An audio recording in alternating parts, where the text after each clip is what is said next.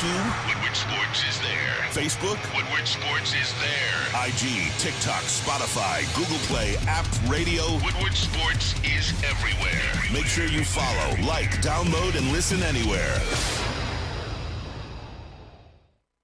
Good morning, everyone, and thanks for joining us on the Morning Woodward Show here on the Woodward Sports Network. Also featured on the Roar on 99.1, 93.5, and 94.7. Welcome back. Hey, I'm doing my best. Welcome back. Thank you. We missed you yesterday. I missed you guys. You missed a great show. Oh, I watched it. You missed the Juwan Howard thing. We get to talk about it again today. Yeah. I mean, your favorite coach. I know. Suspended now. Fired! Get him out of here!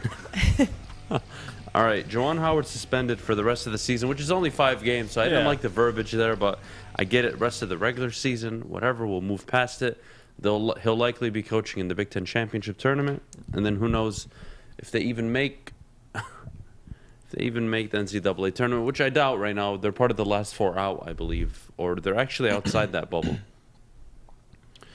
All right, Jeff, he apologized.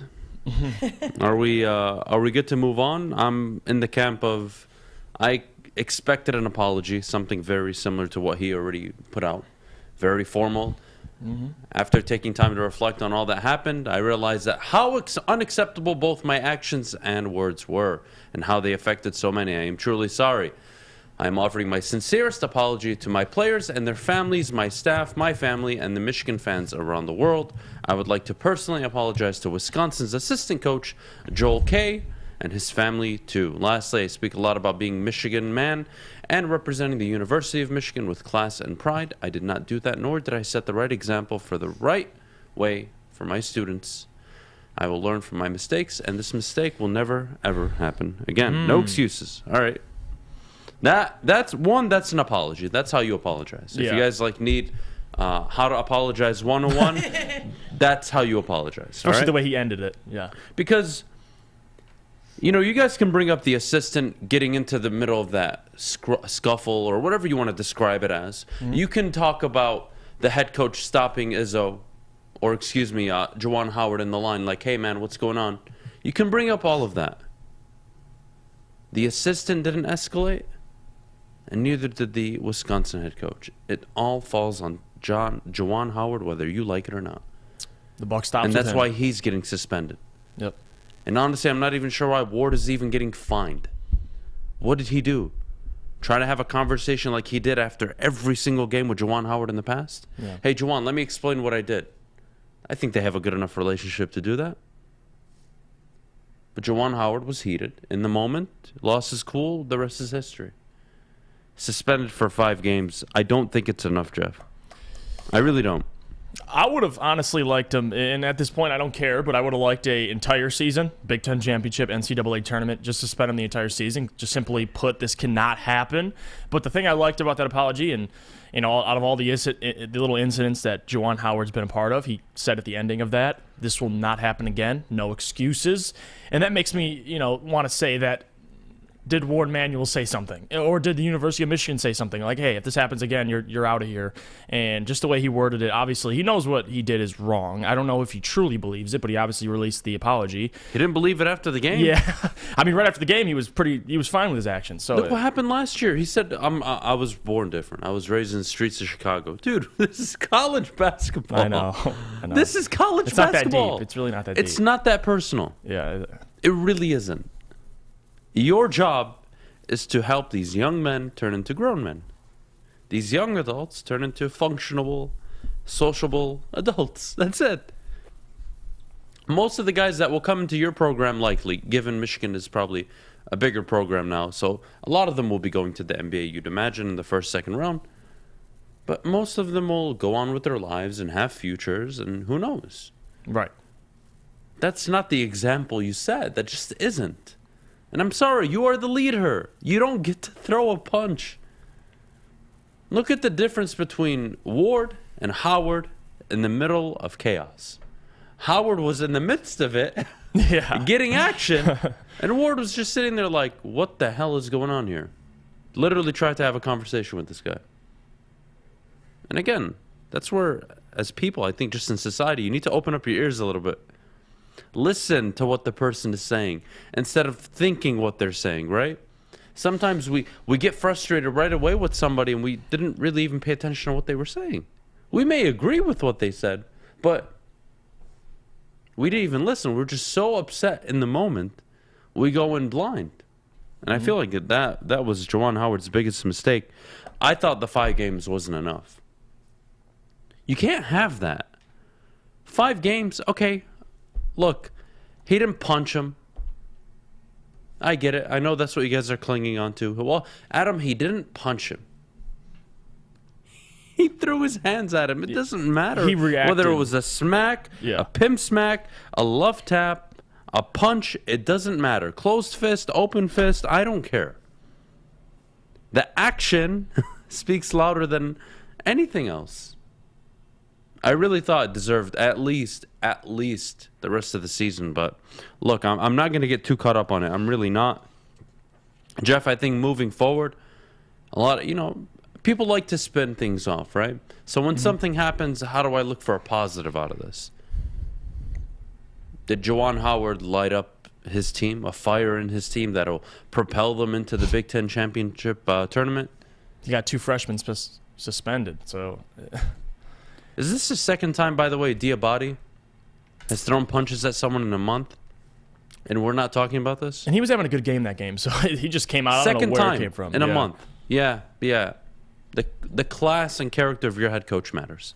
That doesn't happen under Izzo. That doesn't happen under Coach K. Your players are a reflection of your head coach. That doesn't happen with Calipari.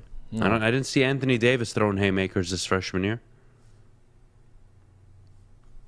Juwan Howard needs to wake up. I hope his apology is sincere. I really is. I really do. And this is why sports is such a microcosm of society, because things like this, and I get Juwan's a head coach of the University of Michigan, but it applies to a lot of things. Like keeping your cool in that type of situation, no matter what, no matter where you are, is super important. And considering the job that Juwan Howard has, and being, I talked about this on Twitter last night, being the leader of young men, and not only that, your players are a reflection of your head coach. So if you see your head coach, he can't keep his cool, and you ultimately see players holding him back, not assistant coaches, players holding Juwan back, it's just not a good look. And I think he understands that now. Obviously, time has passed, and he releases the apology. But if something like this happens again, there's no doubt in my mind he's fired. Like this can't. I'm surprised. What do you have? 2 strikes now. You talk about 3 strikes and you're out. Man, he's on a short leash. So we'll see what Juwan can do, but hopefully he responds the right way. He has no choice but to respond the right way. He will never coach a big-time collegiate program if he has one more outburst. We're, 2.5, 2 3/4 of the way into the season? It's happened twice now. And you guys, forget what happened last year. I know we played it off because it was just a verbal shouting match, and he was trying to get it, get out of my way. It was, fun. Michigan were winning at the time. They were up 10 in that game. Michigan were having a very good season, projected number 1 seed. So we all kind of brushed it under the rug. Mm-hmm. I'm from the streets of Chicago. Really, huh? What is this? That's how children talk. It's like when you're trying to be a bully in middle school. Literally, that's what Juwan Howard is acting like. And that's why I said yesterday, that's not the guy I want leading my program. What do you, and I want to get your opinion on this because I saw Braylon mention it on Twitter. Do you think this has a positive or negative effect on recruiting? Because a lot of people believe it's positive. They see a guy that is willing to fight for them. Someone that was not highly recruited coming out of high school, I don't know how much, and I'll get to my point, I don't know how much of an impact the parents play in these young adults' decisions. I don't. Now, does it affect? I'm sure it does both, maybe positive and negative. It may resonate with some players, it may not with others. Right. I really don't have an answer to that. I don't think it's going to propel Michigan to the next level in terms of recruiting. I do think it'll hurt them because if I'm a parent, look, if my kid can go to the NBA, I'm happy. Great for him. Good for him. But I'm also sending my kid there to learn social skills. I want my kid to walk out of that university with 4 years, 2 years, however long it is. A better man. As a better human, a better man. Yeah. Do I trust Juwan Howard to deliver that? He's too busy picking fights with head coaches and punching assistants. Not the guy I want. Not at all. You can't control yourself during a handshake line? Really? You've never experienced, guys, in playing any sport at any level. You've never had a game where you lost. You're just furious. Like, how did we lose this game? We just beat this team last week 15-3. Yeah. We lose to them 3-1 in the state playoff game to start the year. How is this happening? So angry. But you know what you do? You shake their hands. And even if somebody comes up to you like, hey, look, I didn't mean to throw that pitch at you, my bad. What do? I sit there and say, don't touch me. Don't touch me. I'll remember what am this. I trying to prove here? It's childish. It really is. And I want to mention this too. Like, obviously, we were talking about Juwan Howard. No one's saying that everyone else in the scuffle was faultless. I don't want to say, listen, the assistant, Wisconsin assistant, I believe his name is Joe Krabenhoft, the guy who came over and kind of instigated a little bit, put his hands on the Michigan players. I get all of that. There was multiple people at fault. But the point is, and all of that gets discredited as soon as Juwan. You know how biased you sound? Not you, but like just in general by that statement? Oh, the assistant had his hands on the Michigan player. Bro, you started that. And it wasn't like the assistant was punching or hitting anybody. It was like shoving. It was a shoving match that you started. And you got offended that one of the assistants for the other team is trying to separate his players from your players. Really, huh? Funny how the Blue Eyes see it one way, and they're not willing to acknowledge what actually happened. Juwan Howard, your head coach, didn't even acknowledge the truth and how it happened. The hell I expect Michigan fans to acknowledge it. Get the hell out of here. Unbelievable. You know what Michigan really needed that night? A good defense, and they wouldn't have had that issue. If they would have played better defense, nobody's talking about that. But Jeff, could you tell us about Guardian Alarm? Yes, actually, you're absolutely right. Good defense changes the entire outcome, and that's why Guardian Alarm, they get it. Good defense on and off the field helps you feel secure. Not only that, Guardian Alarm has state-of-the-art technology that helps you feel safe, all with 24/7 local monitoring. Guardian Alarm also has convenient features that let you check in on your home, control lights and temperatures, even detect smoke or carbon monoxide. It will even let you lock and unlock doors. Call 800-STAY-OUT today. You heard Fish. That's 800-STAY-OUT. Stay out and get out. Guardian Alarm has been trusted for over 90 years at keeping families safe. Everything that we've hoped for, finally. He's going deep, right side. Oh, that is Edwards out there. He goes up in the air at the goal line. Hey, it's Brady Edwards here, wanting to welcome the sports marketing agency to Woodward Sports Network, to the family. Glad to have you guys. For the last decade, the sports marketing agency has literally leveraged athletes around issues such as mental health and substance abuse. It's all happening now.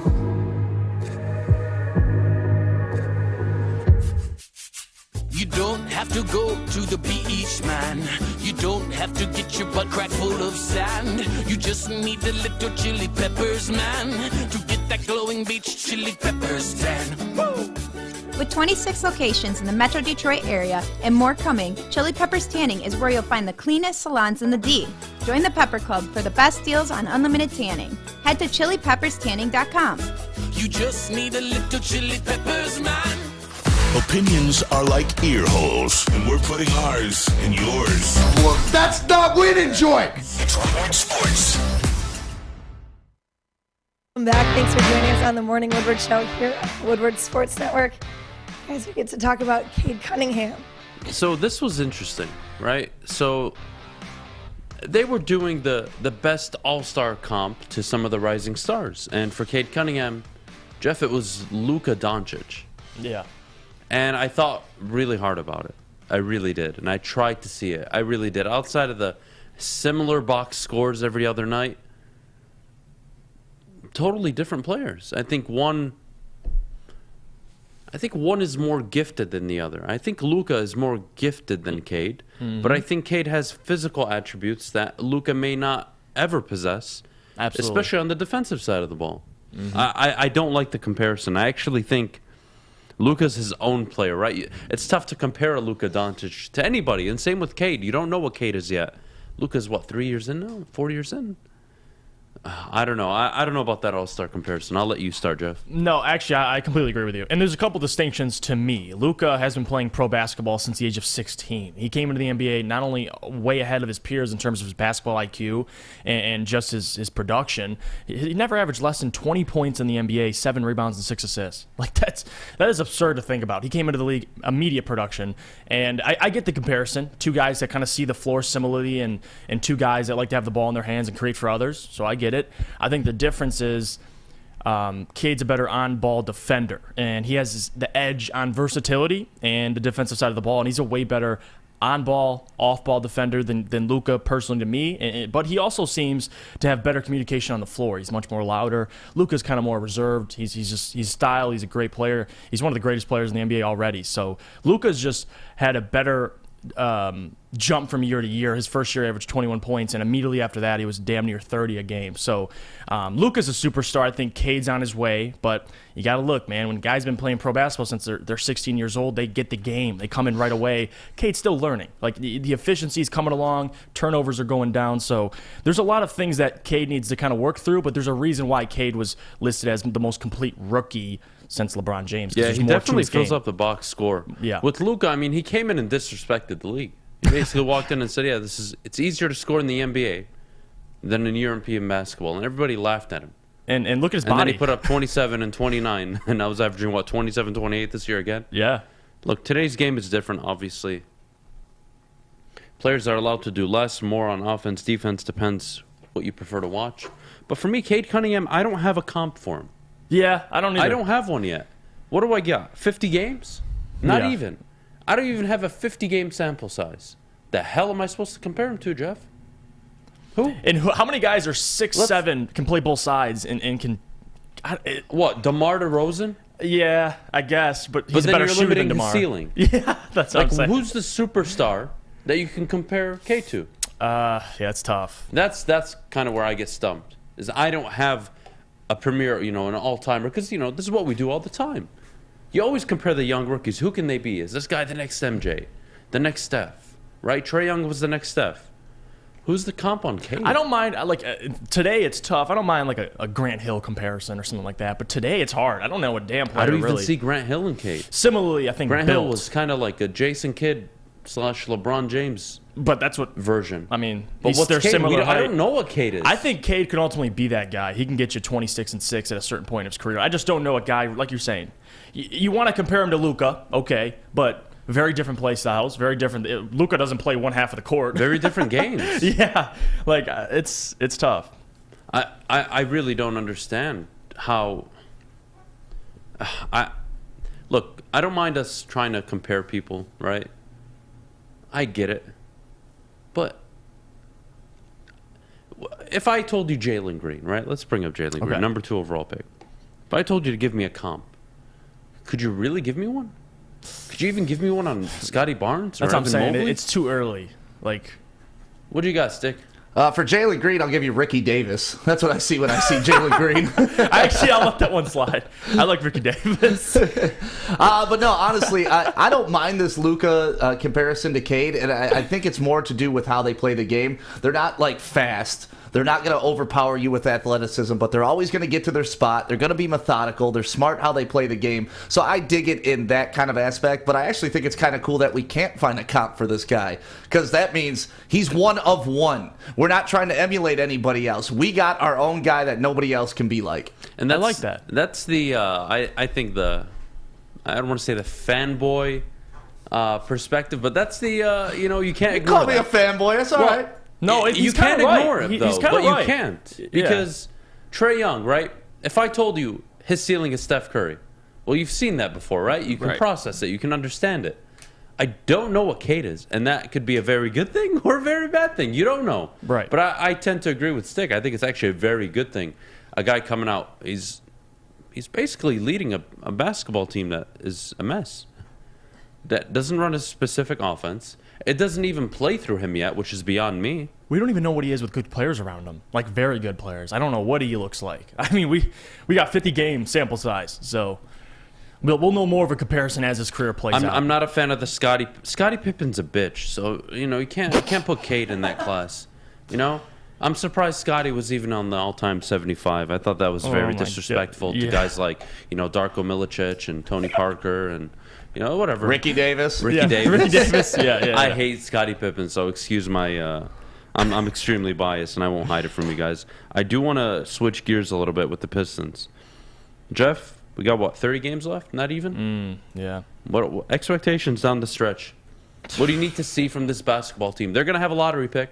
They're going to have a top 3, top 5 pick likely. Depends how the lottery goes. What are we doing with this basketball team the rest of the year? Jeremy Grant's here to stay. He is. We are post-trade deadline, so obviously Jeremy's stuck. He's here. In my opinion, though, you're 50 games in. This team is horrible.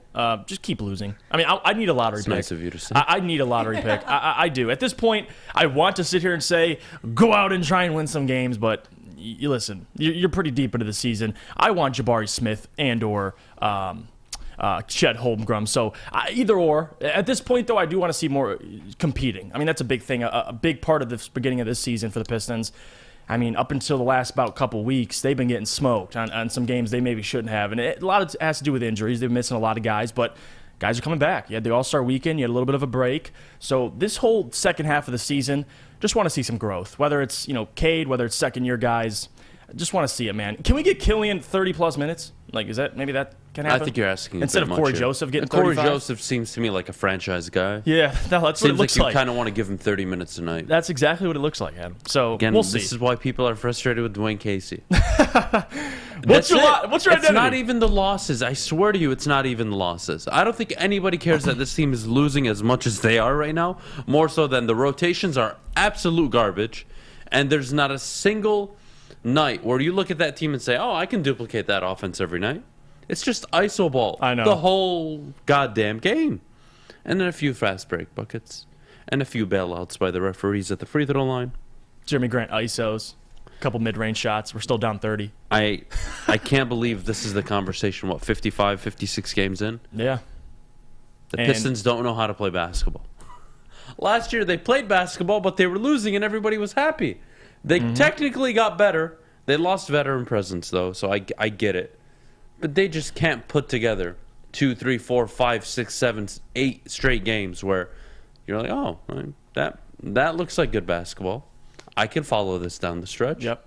But we'll see what Cade Cunningham provides his team coming back from injury. One thing Troy Weaver talked about Jeremy Grant, which this didn't make a whole lot of sense to me. I know we talked about it on the show, is when he mentioned Jeremy Grant, we're expecting to try and grow and develop alongside Sadiq, and which develop was weird because he's damn near almost 30 years old. But anyway, he's developing next to Cade Cunningham, Sadiq Bey, and all these guys, Isaiah Stewart. So that's really the second half of the season to me. Like, these guys have played a handful of games together, all healthy. So just have them play together. Jeremy Grant, I don't know what his future holds in Detroit, but as long as we have Sadiq, Isaiah, Cade, Killian getting chemistry, I'm good with it. So well, I'll tell you somebody that has a future in Detroit. Jakub Vrana.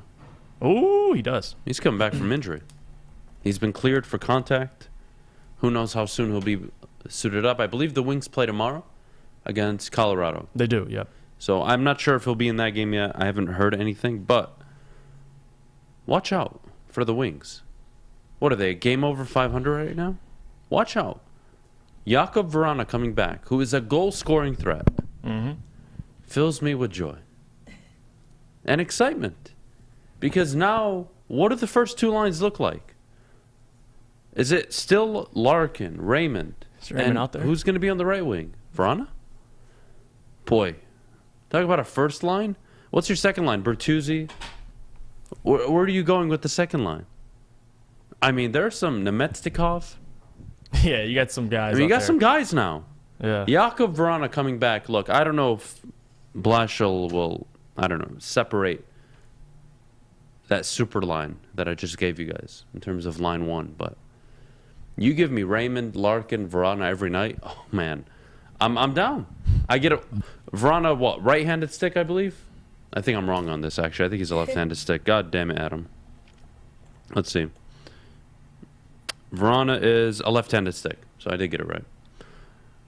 You got a left-handed stick, a left-handed center, who is probably the fastest player in hockey, and Lucas Raymond, who loves to hit shots off of a one-timer. And Sider's just laying boys out. I love that line. I love the first line. Yeah. Now, Vrana will probably ease his way back from maybe starting the third line, maybe the second line. And they'll work his way up to the first line. Who knows? But my goodness. You give me 2 goal scorers in Raymond and Verana? Plus Larkin? Huh. I feel like I'm Christmas morning, I swear. Yeah. Might not make the playoffs, but I'll take it. Now that's something you want to watch. You don't want to watch the Pistons right now. Oh, yeah. Oh, no. The Pistons make you want to gouge your eyes out. I like my eyes. I like seeing you guys every morning. I don't want to do that. That's why I can't watch them right now. But the Red Wings give me every reason to watch them. Speaking of giving me every reason, Gypsy Vodka gives me every reason to wake up and go to sleep every night. Gypsy Vodka, guys, the best and smoothest tasting vodka on the market. It's not even close. It's gluten-free. It's Michigan's vodka, and it's locally owned and operated up in Petoskey, Michigan. I could not give you a better sell than what I just gave you. Guys, ask for it by the name of Gypsy, and please, as always, I cannot stress this enough, drink responsibly. Get a shot up. This is for the win. All of Detroit's sports teams live on Woodward. All of Detroit's sports coverage lives on Woodward Sports. Driving the best in Detroit sports coverage. Hi, I'm Cade Cunningham. I'm proud to partner with Hall Financial, the mortgage company known for 5-star service. Don't just take my word for it. Check out their 5,000 5-star reviews for yourself. Go to callhallfirst.com and get started with your 5-star experience today.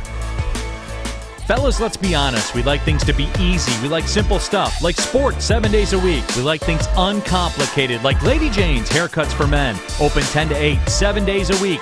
Walk in anytime. Sign in, sit down, watch your favorite team play. And before you know it, your hair will be game ready. Open 10 to 8, 7 days a week. Walk in anytime. Lady Jane's Haircuts for Men. It's wicked awesome. Adam and Jeff have great hair. Their sports opinions are pretty good, too. That's why Sewell fell to you. Ding, ding. MWS Live on Woodward Sports. Welcome back. Thanks for joining us on the Morning Woodward Show here on the Woodward Sports Network. We got to talk about who we thought our most valuable player was for the Lions season this past year. Jeff, let's start with you. All right, so we're giving out our participation awards for the Lions for this year. We're giving them the MVP award. My MVP for the Lions this season is going to be Amon-Ra St. Brown, and the reason for that is because not only has he stepped up when Brett Holmes, proved Brett Holmes right. We've all talked about his talent evaluation and 4th round selection. His guy, Stick talked about it yesterday and really proved him right. Not only that, but he also stepped up when the Lions needed him the most. I mean, the Lions, remember the offseason before the season, they signed Tyrell Williams. They signed Brashad Perryman. They had Quintez Cephas. I mean, Amon-Ra was probably your 4th receiver on the depth chart. And by the end of the season, not only was he your number 1 receiver, he was your number 1 option on offense. You had no T.J. Hockenson. So what he was able to do as their number 1 wide receiver, the number 1 option, able to put up more than 900 yards, I think over 100 receptions. It's absolutely impressive. He beat the reception rookie record by, I think, all Lions rookies. So the work he's done this year with Jared Goff, with Tim Boyle, like different quarterbacks, and he still found production every single game towards the late of the season. Give me Amon-Ra St. Brown as my MVP. I struggled with this one, and Amon-Ra St. Brown wasn't even at the top 2 of my list. I struggled between 2 offensive linemen, Penei Sewell and Taylor Decker. And I'm going to end up going with Penei Sewell because his ability and flexibility is what really propelled, I believe, the offense down the stretch, especially when Decker came back. You have to remember, Decker came back, but who moved to right tackle and actually succeeded and allowed that offensive line to be almost complete? Obviously, Ragnar going down. I think it was Penei Sewell, and it wasn't even close. Penei Sewell was the best player Week 1 to Week 18 for the Detroit Lions this year. And I thought about giving it to Taylor Decker because when he came back, you kind of saw the offensive spark, but that wasn't just down to his play. A lot of things went into that. Dan Campbell taking over play calling shortly after. And again, Penei Sewell on the right side of the line was one of the best right tackles down the stretch. So for me, maybe if you wanted me to give a ranking, I'd tell you 1 Sewell, 2 Decker, 3 Brown, and I think 4 Charles Harris. I don't want to forget Charles Harris. He provided a good pass rush. Amani Oruwariye too. Don't forget about him on defense. A lot of I think the word I'm looking for this morning is a lot of people that stepped up during a time of crisis. And I think they all deserve recognition. But for me, Penei Sewell was the most valuable and complete player from week 1 to week 18. If I'm giving the award to St. Brown, then I'm just forgetting week 1 or what, week 12, week 13? Well, yeah, he wasn't. Where he was irrelevant. It was 3 catches, 50 yards, 6 catches, 40 yards. And he was never able to get into the offense. He never had a rhythm. Down the stretch, he was amazing. Do I just forget about what Penei Sewell did at left tackle to start the year? But he had some rough weeks. That provided that offensive line. Some very rough weeks. So he had a 2-week stretch against Chicago, and I believe the following which game is not a big deal, against but a rookie starting at left tackle. He plays. I believe he was a top 10 left tackle according to PFF for those first 8-9 weeks. He goes to right tackle, top 10 right tackle. Yeah, you're right. The versatility on Penei Sewell for me was probably it's a win-win. Like you had Amon-Ra St. Brown, second PFF graded rookie wide receiver out of the entire season, not the first second half. It was the entire season. So Amon-Ra, I think Penei, you can't go wrong. Taylor Decker is actually a good one because when he came back, things changed dramatically with the team. So you can't really go wrong. I like Amani Oruwariye somewhere in there too as well. He was the best corner, and he was the only guys that were healthy all season. So I like the poll though in the chat. We have a lot of people saying different things. Right now, it's between Sewell or St. Brown. So they kind of agree similarly. So yeah, look, I think the thing I have again with St. Brown, my issue is most valuable for the entire season, where he was irrelevant for 12 weeks. No, 11, 12 weeks, irrelevant. He had so this is he his had game one, log. I believe, 70-yard game. So those first 10, 11 weeks. The first 4, he had 70 yards in the first 4 weeks. And then after that, it was around 60, 50, 60, 80. Which is... third. So he's like, that's what he was, though. He ended with 900 yards.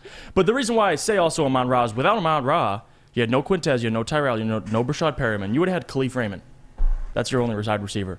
No, I thought Josh Reynolds did a hell of a job. I'm talking Josh came in this second. I mean, like towards 12. So that's another one. Josh Reynolds came in and really made Jared Goff look a lot better right away. But that was week 12? Yeah. So what happened the first 12 weeks? It was just because Quintez was out week 3? He was out early in the season. I think Quintez got hurt. I think first impressions matter, and I believe week 6 for Quintez. So he was out. Tyrell was out immediately. Brashad didn't work out. Think about it this way. Penei Sewell. Yeah. His season started, I would say, in probably one of the more difficult ways. Preseason, he looked completely lost at right tackle. Right. He's moved to left tackle days leading up to the Niner game because Taylor Decker's hurt. The kid shines against Nick Bosa. Oh, yeah, he did. Does very well probably from then till week 8, week 9. Decker comes back, he moves to right tackle, and he did something I really didn't think he could do. He shines at right tackle. Hell yeah. That's my MVP. Yeah. I know it's a rookie. Yeah, there's guys like, Taylor Decker, Oruwariye. I don't know. What about you, Stick? What about you? Because we got 2 differing opinions. We can go around. Initially, when you asked the question, I thought Taylor Decker. Because I'm thinking impact on the team when they were playing. And, you saw when he wasn't there, it was a rough sledding to get things going. When he came back, you moved Penei Sewell over to right tackle, Decker. Offense starts to take off. But there's a lot that goes into that because that's also the time, around the time Dan Campbell took over the play calling. It's also around the same time we got Josh Reynolds back. So there's layers to it. So initially, I thought Decker. But I just love that we're having a debate over the MVPs being between 2 rookies. I love that. That's a good sign. That's a good sign. Oh, Brad Holmes is crushing it. And that's what. And when's the last time, again, you trusted a GM the way you trust Brad Holmes right now? Not in your lifetime, Detroit. I'll tell you. I'll answer for you. Don't worry. I've got all the answers. You've never trusted a GM the way you've trusted Brad Holmes. That is a fact. No. I mean, he's crushed it. He really has. And I don't think Sewell was put in a bad situation, Eminem. I don't. No. I really don't. Because, he was drafted. They told him, all right, you're going to play right tackle. He trained all training camp and preseason. And he didn't look good. Right. It didn't look natural to him. And what happened? Decker. He was able to play at left tackle, get adjusted to the speed of the game for 8-9 weeks. And when time came to go back to right tackle, he was ready because he had already adjusted. Yeah. Played just as solid, which is weird. That's my MVP. That's my MVP. I'm glad Stick said Taylor Decker too. I feel like that's a guy that, and he got a lot of flack from me this year, but that's a guy that really came in and you just saw calmness on the offensive line. You saw something different, but a lot of that goes down to play calling, right? Dan Campbell took over play calling. Amon-Ra St. Brown emerged. Easier when you have the best offensive line in the division, right? Like, once that offense, because that was the talk going into the season. That's why I know everybody clowned me, but that's why I thought this team was capable of winning 8 games because of that offensive line and being dominant. Once that fell apart, obviously things change. But, man, look at our offensive line. Ragnow, All-Pro, Pro Bowler. Taylor Decker, All-Pro, Pro Bowler. Penei Sewell, All-Pro, soon-to-be Pro Bowler. We got some strengths going on, and if we can rely on that and actually hone that strength, Lions are looking good, man. Lions, look, I'm always going to disagree with you about last season. It was always a 3-win season, but this year, I'm willing to have that conversation of, I 8-9 wins. I really am. Yeah, I'm getting all the rookies back. If things go right. Not even that. No, I mean, the schedule is much easier, Stick. Last year, they had the 4th hardest schedule. This year, they're going to have the 4th easiest schedule. Not only is the schedule easier, Jared Goff hopefully is healthy for the rest of the year. You're going to get your offensive line back. I don't care if DeAndre Swift is healthy. Anybody can run with that offensive line. That's a good thing to have. You saw a lot, Netflix. TJ Hawkinson hopefully comes back healthy. You have Amon-Ra St. Brown. And I'm not even including the draft picks that you're going to have this year. You have 2 first-round draft picks. I'm not including that hopefully Jeff Okudah comes back. And even if he comes back and he sucks, your defense showed it could at least hold its own throughout the season, even without any talent. The Lions, to me, I'm willing to have the conversation this season that they can win 8-9 games. For me, that's not, oh my goodness, I'm reaching. No, welcome to the club, baby. Woo-hoo! 8 wins, let's go. 10-7 in a playoff win. Now 12 wins, 13 wins. Now you guys are back on the dope train, right? But I think 8-9 is super fair, and I think you want to see that. Yeah, definitely. Nobody wants to see back-to-back 3-win seasons from Dan Campbell. I mean, he's basically going to be on eggshells going into year 3. Definitely. And the pressure is just going to be so much more. So, best case scenario for me for the Lions, give Penei Sewell the MVP. And you know what, Stick? Before I forget, we brought up earlier in the season about trading Taylor Decker. So post June 1st, it's going to be pretty easy to trade him. Now, I don't think you do. No. Going into next season, I just don't. At the time, his value was extremely high. The cap situation was a bit tricky to even deal him. But looking at this team right now, how do you build culture? Right? Everybody talks about Dan Campbell. Culture guy, right?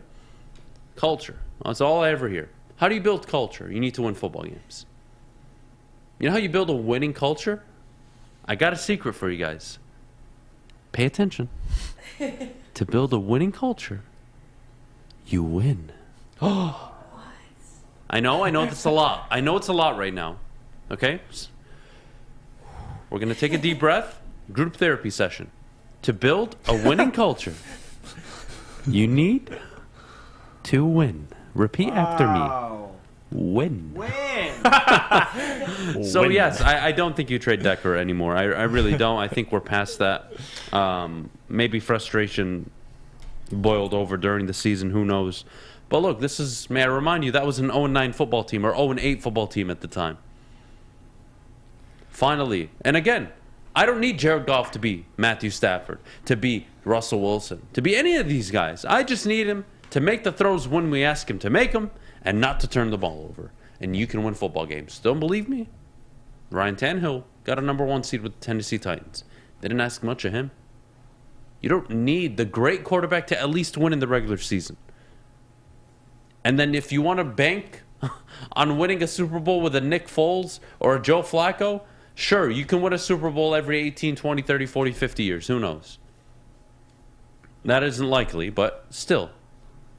That's the route you're going to have to take. So, that was fun. Oh, yeah. That was fun. MVP, I like my Penei Sewell pick. I don't mind the Amon-Ra St. Brown. I feel like that's the easy pick.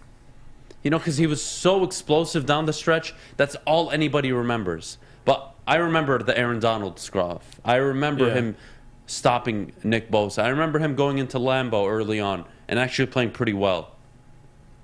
That's funny because for some reason I thought Penei was the easy pick. I don't know why. Just because he's the Really? first round pick. Yeah, he was the guy all season. But Amon-Ra, to your point, I mean, he had an explosive end of the season. You can't go wrong with either. I mean, They're both tremendous rookies. And Well, to no. Stick's point, both rookies.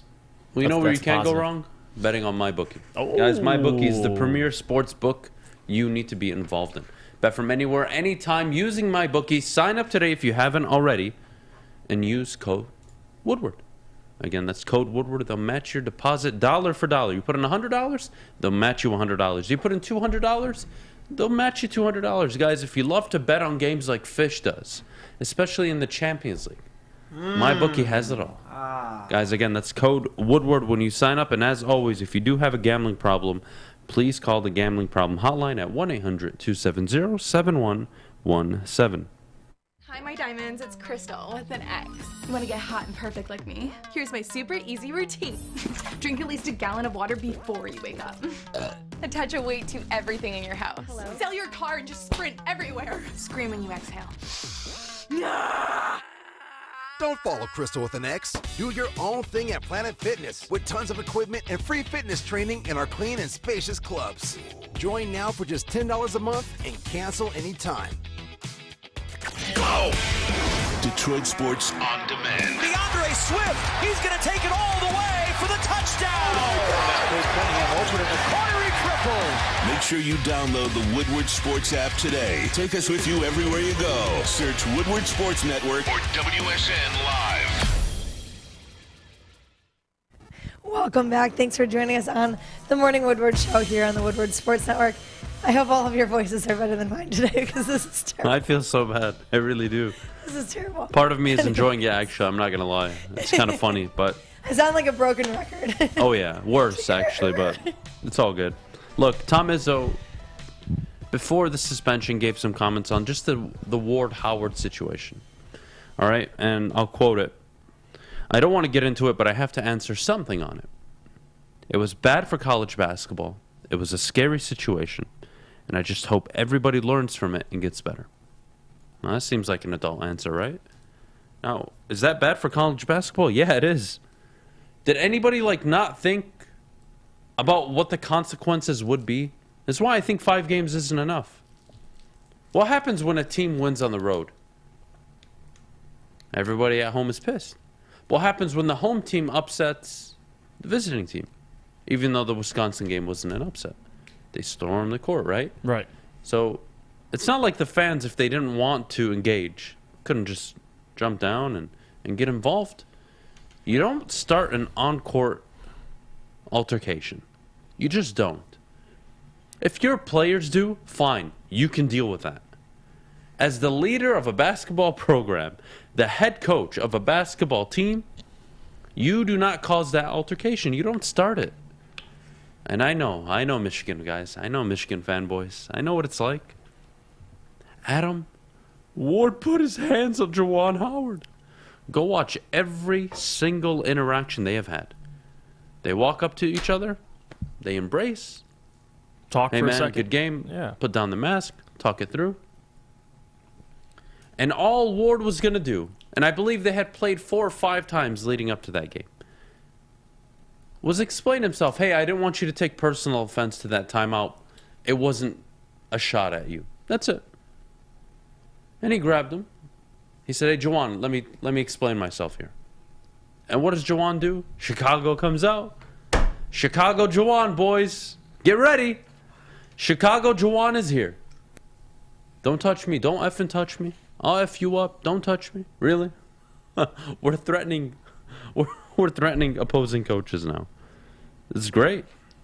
It's really great. I think it's bad for the game. I think Izzo hit it on the money. And it's a scary situation. That was my favorite quote. More than it was bad for basketball, hope we learn from it. I don't care about any of that. The part I want to focus on this morning, Jeff, it was a scary situation.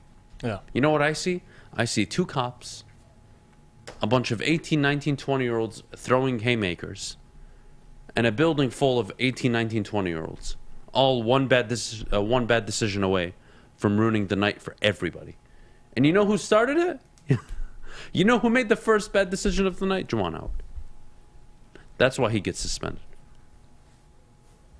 Walking up to an opposing coach and saying, let me explain myself, and putting your hands on them, even though you've always put your hands on each other every time you embrace after the game, is not a physical, aggressive, attack-minded gesture. It isn't. Wagging your finger, saying, I'll remember it. Don't touch me. I'll F you up.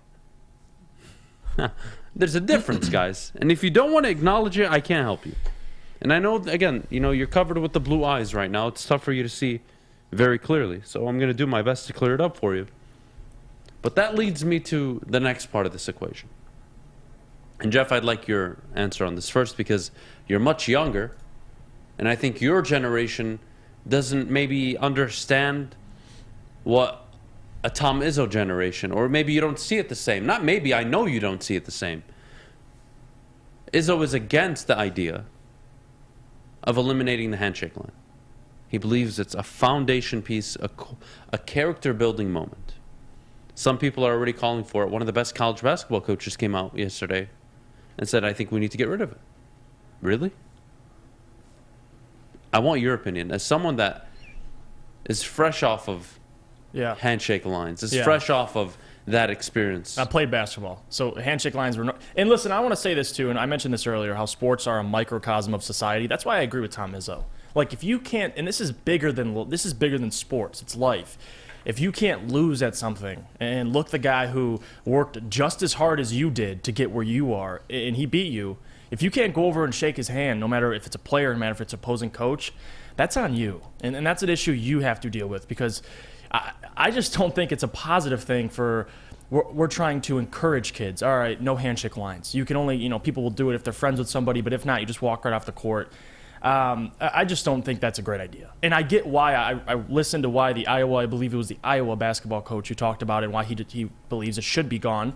And his reasoning was because players before the game are talking, and they're talking smack, they're coming up. In the middle of the game, they're talking. At the end of the game, they're talking. So why put them and make them do a handshake line? It's like, well, it's more so on the players, not the actual idea of the handshake. I mean, that handshake is a representation of respect. It's acknowledging, all right, you kicked my ass, and you deserve this handshake. You deserved me to come over here humbly and accept defeat. And I think if you can't do that, that's on the player. That's on the coaches. And, it depends. Like Juwan Howard in that situation, should he have walked over, shook Greg Gard's hand and said, don't even say a word to him. Shake his hand, keep moving? Of course.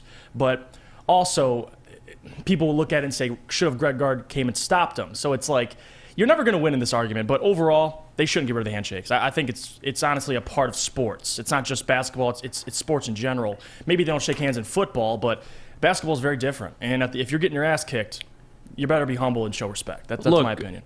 I'm relatively young. I'm only 28 years old. So I feel like I have a decent balance of getting whipped by a belt by my dad when I was a kid, and also learning how to man up and shake somebody's hand that I may not agree with after a competitive game of football, whatever it may be. Right. Have you guys ever been into like a little scrum in a handshake line after a game? Because it's happened probably at least a dozen times in my minor athletic career. Like even last year in softball, this kid was like talking trash all game long. And we finally get in the handshake line, and he put his hand up here, and I hit it really hard into his face just to let him know we don't run our mouth like that while we're playing sports. And it turned into a little bit of a melee on the field. Yeah, but that's just like rec league, It's not competition. It's not professional. It's how not dare collegiate. you talk about the space dogs like man. that? It's just the truth. Look. My brother's college team sent 2 kids to the hospital during a handshake line. Yeah, there was. I'd be lying if I said there wasn't beef in a handshake line. Like there's some beef, but still, it's like that's. You know what part I of the see? game. You can't get rid of it. For sure. You know what I see? One, you can't get rid of it, and two, we're raising our kids more and more for them to, for it to become acceptable that we don't do the hard things we don't like, things that make us uncomfortable. Exactly. It's okay. You have the option to do something else. So you could totally say, well, give them the option not to shake anybody's hand after the game. Really? Sometimes, guys, doing the things you don't want to do in life are what help you grow and mold yourself the most. Oh, yes, 100%. And I know I sound like 70 years old right now, but, but it's true. I see the value in it. I really do. Look, I can respect that somebody may take a loss harder than I do. And I may take a loss harder than somebody else does.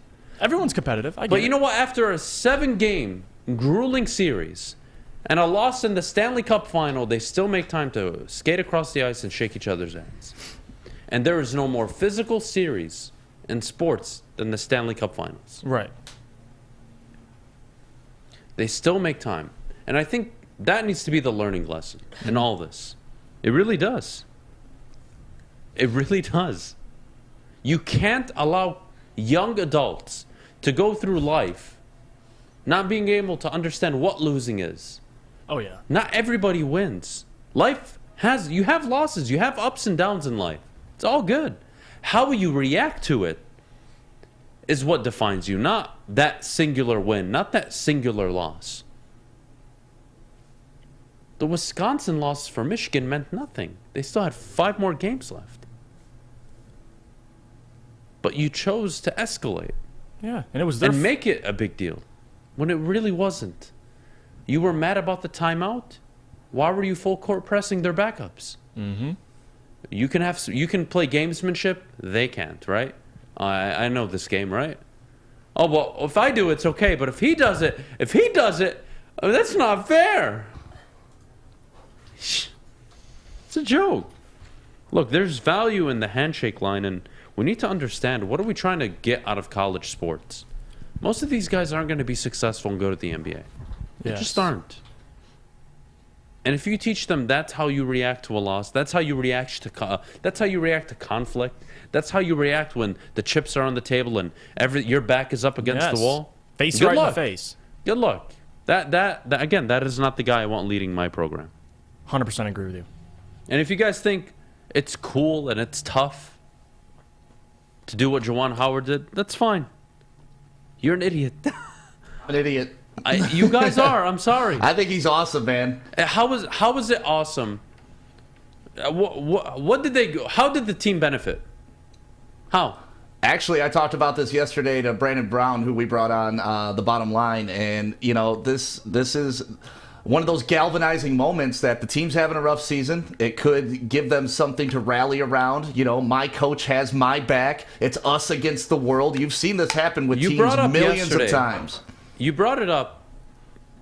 Coaches getting ejected from baseball, right? How it's just a ploy to get the guys maybe to rally. It's a last-ditched effort. That's not getting ejected from a game and screaming and shouting at the refs trying to motivate the players. I'm walking by a guy in the handshake line. He tries to stop me to explain himself, who I have a good relationship, and I decide to verbally escalate everything. And I grab him aggressively, and I wag my finger at him, and then I throw a slap at the assistant coach, who was pushing and shoving along with everybody else. Why didn't you hit your players who were throwing haymakers? Adam, you and I have a good relationship, right? Yep. Personal relationship. We've known each other for a while. If you were in a mood where you did not want to talk to me and I physically stood in your way, grabbed you by the elbows to restrain your arms, and made you listen to me, how would you respond to that? Okay, here's the problem. You're Juwan Howard in that situation. I'm the little white guy. No, you're Juwan Howard in that situation. I'm 5'11". So you're tough as nails, buddy. Don't discredit yourself. You're tough as nails. No, we're not doing this. Look, even if I wasn't in the mood, I have to respect you as my colleague, right? I may be pissed off that we didn't reach our goals maybe the last 30 days. That doesn't mean I'm not going to walk by you in the hall and say, what, fuck you, stick. Sorry, fish. It doesn't mean I'm going to react that way. That's not, just because you can react that way doesn't mean it's the right way to react. Oh, I'm not, and that is 100% true. But I think we all are human beings, and I'm an emotional human being who does not like anybody putting their hands on me in any stretch of the imagination. So if I was walking and somebody tried to get in my way, you're getting out my way whether you like it or not. But we're dumbing this down, and I don't like that. Because it can apply to your day-to-day lives. I don't care what you do with your lives, how you react in those situations. I care about the guy that's being paid $3 million a year to run a collegiate program. Yeah. Different standards. That's why he gets paid $3 million a year, and that's why they can fire him at any time. And I feel like he could have still instilled fear in Greg Gard without punching the assistant. He didn't need to instill fear. I'm just saying, like, if he's pissed off, you could still show you're pissed off without throwing a hand. It could have been. You could have been like, what the? It could have been. He stopped me in that moment, and I know hindsight is probably get your easy to do hands this, off but me. no, not even that. I'm walking. You know what, Greg? I didn't like what you said. Let's talk about it later. I'm not going to do this right now. Now's not a good time for me. and continue to go. And Greg probably would have let him off. But if he again, keeps holding you- hypothetical, it doesn't mean make any difference now. But you don't sit there and escalate when you have a bunch of 18, 19-year-olds who are now throwing haymakers at the opposing team. Good job, Juwan. Guys, I'm not talking about you getting into an altercation down at the Ford plant or at your little accounting shop that you work at or at the McDonald's. We're talking about a professional head coach for a collegiate program. He's representing Michigan, yes. Who spends half of the year in 18-year-old homes pitching to their parents why they should come play for him and why he'll help them grow into young adults. This is the same guy that I'm from the streets of Chicago. You guys can be tough all you want. You're a bunch of losers. I am not a loser. You guys can... I just don't like to be gripped up by other human beings. And I actually agree with Stick on that. Like, I get why he's frustrated. My only thing with the whole galvanizing, and this is where I would disagree with, you know, him doing this for this team and rallying up his team.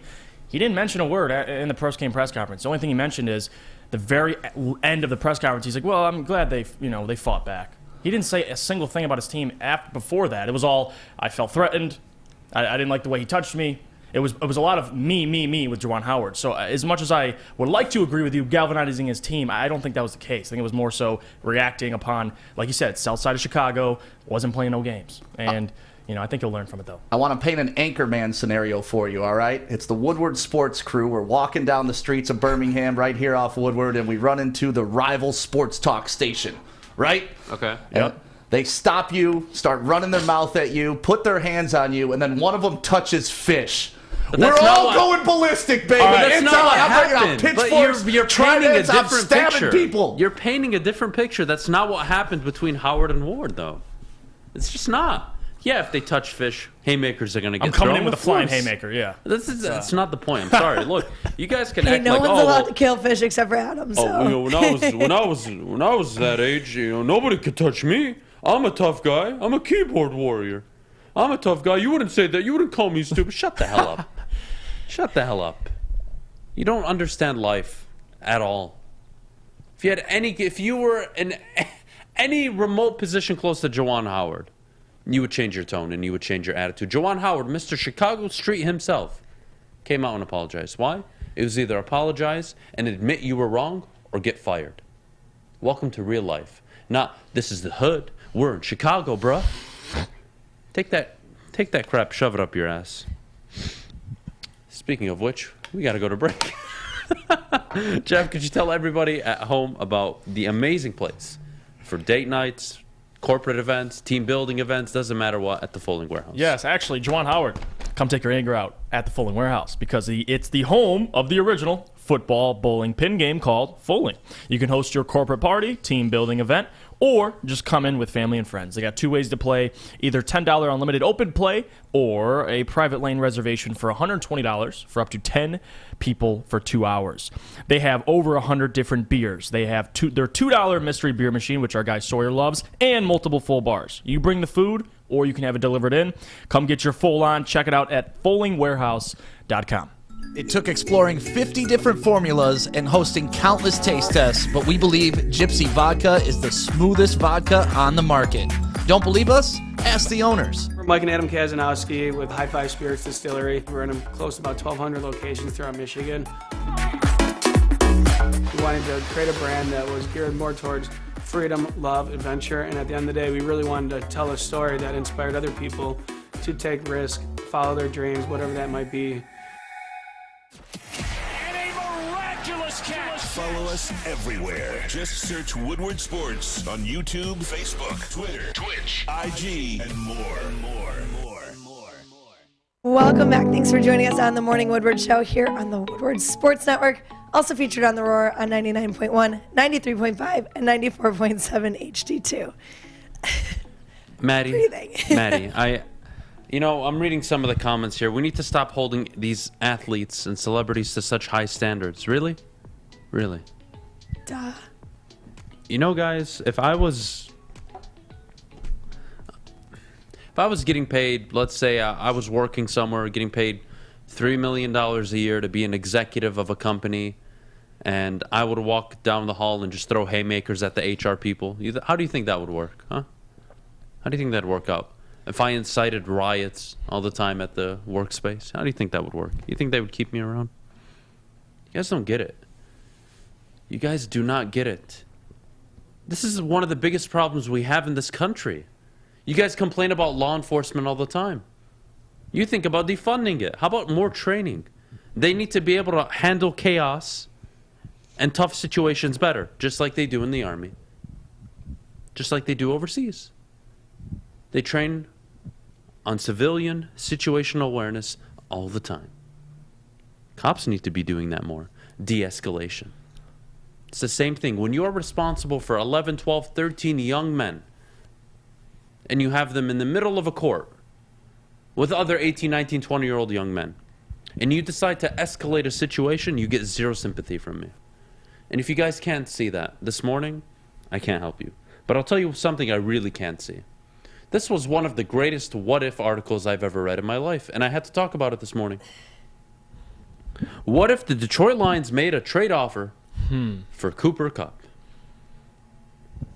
I know it's slow, believe me. What if I had an 8-pack? You know what I mean? What if my aunt had a dick? That's what I wanted. Oh, that's She'd be my uncle. Well, how would you even... I'm going to ask questions this morning. I'm not even going to answer this. I'm going to ask questions. How would you possibly make the deal for Cooper Kupp? I'll wait. You'd have to give up the entire team. You'd have to give up the next 4 first-round picks. Life savings. Yeah. Minimum. Every penny You're in not the trading for Cooper Kupp. What are you going to give the Rams? Their 2 first-round picks back? You think that's going to be enough? And tell them where you saw this, so we're not just pulling this out of our... It's an actual article. Like, people are actually writing about this, the possibility of trading for Cooper Kupp. Guys, this is on Fansided's website, sidelinereport.com. SidelineReport.com. Again, it's one of those fun articles written by Dakota Brecht. I have no issue with the article. I get it. Yeah. I think it's fun. I ideas. clicked on it. I enjoyed it. I thought it was very naive, but regardless of the point. What? Cooper Kupp? Jeff? I don't know what the Lions could offer for Leslie to even pick up the phone. Is there anything you guys believe? And you can go as egregious as you want. 8 first-round picks. Would 8 first-round picks be enough? I think so, right? Yeah, I mean, 8 first-round picks. But... I mean, that's kind of amazing. Don't get me wrong. But no, seriously. What's the trade look like? I don't know. What, you give them their picks back? Okay, then what? You giving them St. Brown? Hawkinson? Maybe it's then fair? Yeah. Cooper Kupp is a Super Bowl MVP. Just put record numbers. I don't know how the Lions could ever trade for him. This really didn't make sense to me. And you know what's weird is when you mentioned former wide receivers being traded, Hopkins, second-round pick, and then you had Julio Jones, who was also a second-round pick, and then now you have Cooper Kupp in his prime, coming off probably arguably the greatest season by a wide receiver ever. What would be his asking price? And my God, it would definitely be some first-round picks in there. If Hopkins and Julio Jones can both go for 2 second-round picks, then yes, Cooper Kupp is somewhere. I don't know. Receivers are obviously devalued, but Cooper Kupp coming off that season, oh my God! I don't even know how you do it. I think it's. I don't want to waste my time too much on how to get Cooper Kupp. I think it's impossible. So I want to shift gears now to actual wide receivers the Lions can target. Yeah. Now, whether it's through the draft or a Chris Godwin, and I'll let you address that, Jeff, right away. Chris Godwin. Are you in the market for him for the Detroit Lions this offseason? I don't think so. And it's nothing against Chris Godwin. Obviously, he's a talented player. And ideally, he would be the wide receiver you'd want to sign in free agency. But let's be honest. I mean, it doesn't line up for me. In Chris Godwin's career and the Lions where they're at right now. In Chris Godwin's career, he's now pretty much a veteran in this league. He has an ACL tear. He's going to want to get paid. And he's going to want to be the number 1 option on any team he gets signed to. And it's probably going to be a team that's winning games consistently. Now, can the Lions maybe win some games this year? Of course. But can they pay Chris Godwin? And if you do, how much are you paying him? So I'm going to pass. I like Amon-Ra. I like Quintez still. I want to draft another wide receiver. I think signing a wide receiver or trading for a guy like Chris Godwin can still happen later on in a year or 2 from now when you need to trade for a wide receiver. Don't go all on and pay your wide receiver when you don't even know if you have your quarterback yet. I mean, I like Jared Goff, but I don't think you should go all in for any receiver. Stick to the draft and build fundamentally, and down the line you'll be able to acquire a guy like that. So yeah, DJ Chark, not a fan of. I'm not paying Godwin. I'm not paying any of these top tier wide receivers. Jeff, the money doesn't add up for the Lions. It doesn't. It does not. And I think one of my main concerns with free agency for the Detroit Lions is, what are you going to spend on a wide receiver? I'd rather keep Josh Reynolds, see what Cephas looks like. Yep. Ideally, they take a wide receiver with their first 3 picks, but if they don't, I'm not stressing it. Brad Holmes was able to find St. Brown in the 4th round. Right. I'm sure he has a plan. I'm not going to get too caught up in need to have a receiver, need to have a receiver. The offense looked just fine down the stretch. And if the Rams have taught you anything, is you don't need a big over-the-top guy. You really don't. You can scheme players open. If they can run proper routes and you have good offensive line and the quarterback can make the throws, you're in business. So maybe you keep your wide receiving core the way it is. Reynolds, St. Brown, Cephas if healthy. But I think that's one of the bigger problems is Cephas ever going to be healthy? Right. Is Okudah ever going to be healthy? And I think that's why they're probably going to have to draft a wide receiver. Michael Gallup, hell no. Yeah, I see. I wouldn't even consider Michael Gallup. I see a lot of Michael Gallups, and yeah, no. The problem is paying these guys. Like you're gonna have to fork up what, 8, 9, 10 million a year? Yes, yeah. This is Gallup. This is Godwin's first payday. Like they're not gonna be like, all right, give me a 2-year, $20 million deal. I'm like, no, these guys are gonna want to get average 10 to 15 a year at least, and they're out of the price range for the Lions this season. You know, who knows in the next couple of years when they open up cap space, but they got to pay too many guys right now. They have more important positions to pay than wide receiver. Definitely. They got to extend some guys. And look at the NFL. Jamar Chase, last season. Amon-Ra St. Brown. Jalen Waddle, productive. One of them was historic. The year prior, Justin Jefferson, historic. Hell, DK Metcalf. Took him in the draft. He still went off. The wide receivers are set up in today's NFL to be extremely successful early on. You just got to get them the targets. The wide receivers win the matchups 8, 9 out of 10 times. It's really difficult for corners to line up against them. Right. Especially when you put them in motion.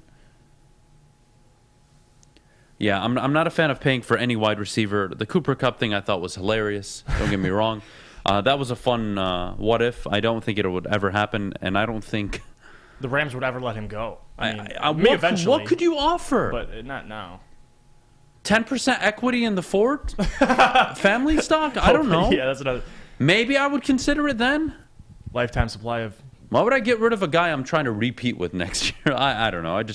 Fun article, but I'm not a fan of it. Not a fan. We need a 1 and 2. Amon-Ra St. Brown is our answer at 3. Cephas is what? He just went through a depth chart of 5 receivers. A lot going on down there. Excuse me? Amon-Ra St. Brown, at best, right now, or excuse me, at worst, is a number 2. Yeah, he's your number 2. If him being the number 1 receiving option down the stretch and putting up multiple 100-yard games while being the focus of every defense with no Hawkinson, with an average run game, and no other wide receiver outside of Josh Reynolds, if that didn't prove to you that he could be a placeholder 1, if not a 2, I don't know what to tell you. Is Cooper Kupp a 1? I'm asking. I'd like answers. Is Cooper Kupp a 1? Yes, he is. Okay, he's not the over-the-top guy. Right. But he can beat you over the top every once in a while. In today's NFL, you don't need a Moss. You don't need a Calvin. To be the next. You don't just need them to be that. You don't need even a Justin Jefferson. Yeah. Look at the sizes on some of these guys. Cooper Kupp. Amon-Ra St. Brown productive. Jalen Waddle. Devontae Smith. Jamar Chase isn't overwhelmingly, bigger than most guys. No. He's no Calvin. You don't need it. St. Brown is the number 2 right now. I'll agree with your statement that you need a 1. Okay, fine. But don't sit there and tell me St. Brown is a number 3. He is not. He is a number 3 if you have Cooper Kupp and Odell Beckham on the team. You do not. And I don't see you drafting 2 wide receivers, a 1 and a 2 this offseason. Jesus Christ. I've seen some stuff on this chat before that make me question my life. St. Brown being a number 3 wide receiver. After doing what he did, number 3 wide receiver. Gosh, we use our brains this early in the morning. That's why we have coffee. I do want to finish with this, though, Jeff. My last question to you would be, if the Lions don't sign a receiver in free agency, and if they don't draft a receiver in the first 2-3 rounds, I'll be what's the expectation going into next season with the wide receiving core? Are they banking on Cephas? What's the play? That would be it. They're banking on Cephas, and I think Amon-Ra, we talk about can he be the number one? He's de facto the number one at that point. I'd be disappointed. I mean, listen, you talk about defense wins championships. In my mind, in today's day and age, offense is just nearly as important. You need receivers in this league. So Amon-Ra, I love him. Quint Tez, you're not sure about him. He's made some plays. But other than that, Khalif Raymond, I mean, this guy is a career return guy, and I love Khalif. He had a great year, but I'm not banking on him to be the number 2 or number 3 guy. So they have to address that position. I can't even think of any other. Can I explain to you guys situation. how the NFL works? Because I don't think you get it. There's no such thing as a perimeter wide receiver now who only lines up on the outside. DK Metcalf lines up in the slot. There's no such thing as a 1, 2, or 3 anymore. Deebo Samuel, Cooper Kupp, Metcalf, these guys line up anywhere. Mainly Kupp and Deebo, but I'm using Metcalf because he lines up in the slot. And so does Justin Jefferson occasionally. Like, these guys can evolve and play anywhere now. The game has changed. You don't need... Look, would I love to have a Calvin Johnson on this team? You're damn right I would. There's only one Calvin Johnson, though, guys. Yeah. You're talking the third best receiver of all time. Some think the best ever. So, caution here a little bit. Please. Brad Holmes, I think, takes a wide receiver in the draft. My opinion, what I believe will happen, I think he actually reaches and goes for him at either the end of the first round or early second round. I think there's going to be a wide receiver there. There's about 6 wide receivers in this class where if I just lined them up for you and said you ended up with him, I don't think you'd be upset. You'd be like, okay, good. So I think they go wide receiver. But regardless of the point, it doesn't matter what I think. It matters what I know. And what I do know is that Planet Fitness is your home of a judgment-free workout environment. Guys, taking your mental and physical health seriously is one of the most important things I can encourage you to do in 2022. Your fitness is essential, as Planet Fitness would say. They're the studio sponsors of the Woodward Sports Network. Can't thank them enough. You can start today for $0 down, $10 a month with Planet Fitness. Don't miss out. And as always, again, your fitness is essential. Visit planetfitness.com or stop by one of their local Metro Detroit locations and sign up today. Again, it's $0 down, $10 a month. We'll see you guys after the break.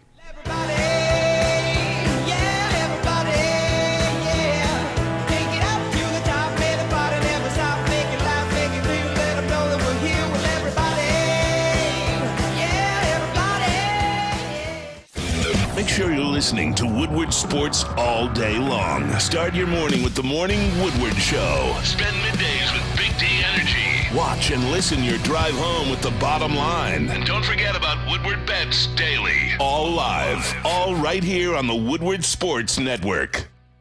Chili Peppers Tanning Salon. Guys, Big D Energy was live there yesterday. It was a great time. Got to check it out. Feel free to go visit ChiliPeppersTanningSalon.com. Their new location on Berkeley 12, between 12 and 13 Mile. Guys, as someone as white as myself, and obviously I have a white co-host. Well, I'm not even going to identify him as a white co-host. A pale, look at that, pale co-host. Guys, you need to check out Chili Peppers Tanning Salon. You need to upgrade the skin tone. It matters. I think it really does matter. Spring and summer coming up soon. You're going to want to get that, that summer look. You want to cheat a little bit. You want to go to the beach, look better than everybody. Guys, you know how it works. All your best, the hottest bulbs, the hottest deals, guys. You can find it all at Chili Peppers Tanning Salon. And speaking of hot deals, I thought this was a raw deal. So Brian Flores, I do want to bring him up just for a little bit. Brian Flores is hired as an assistant on the Pittsburgh Steelers coaching staff. Yes, senior defensive assistant and linebackers coach.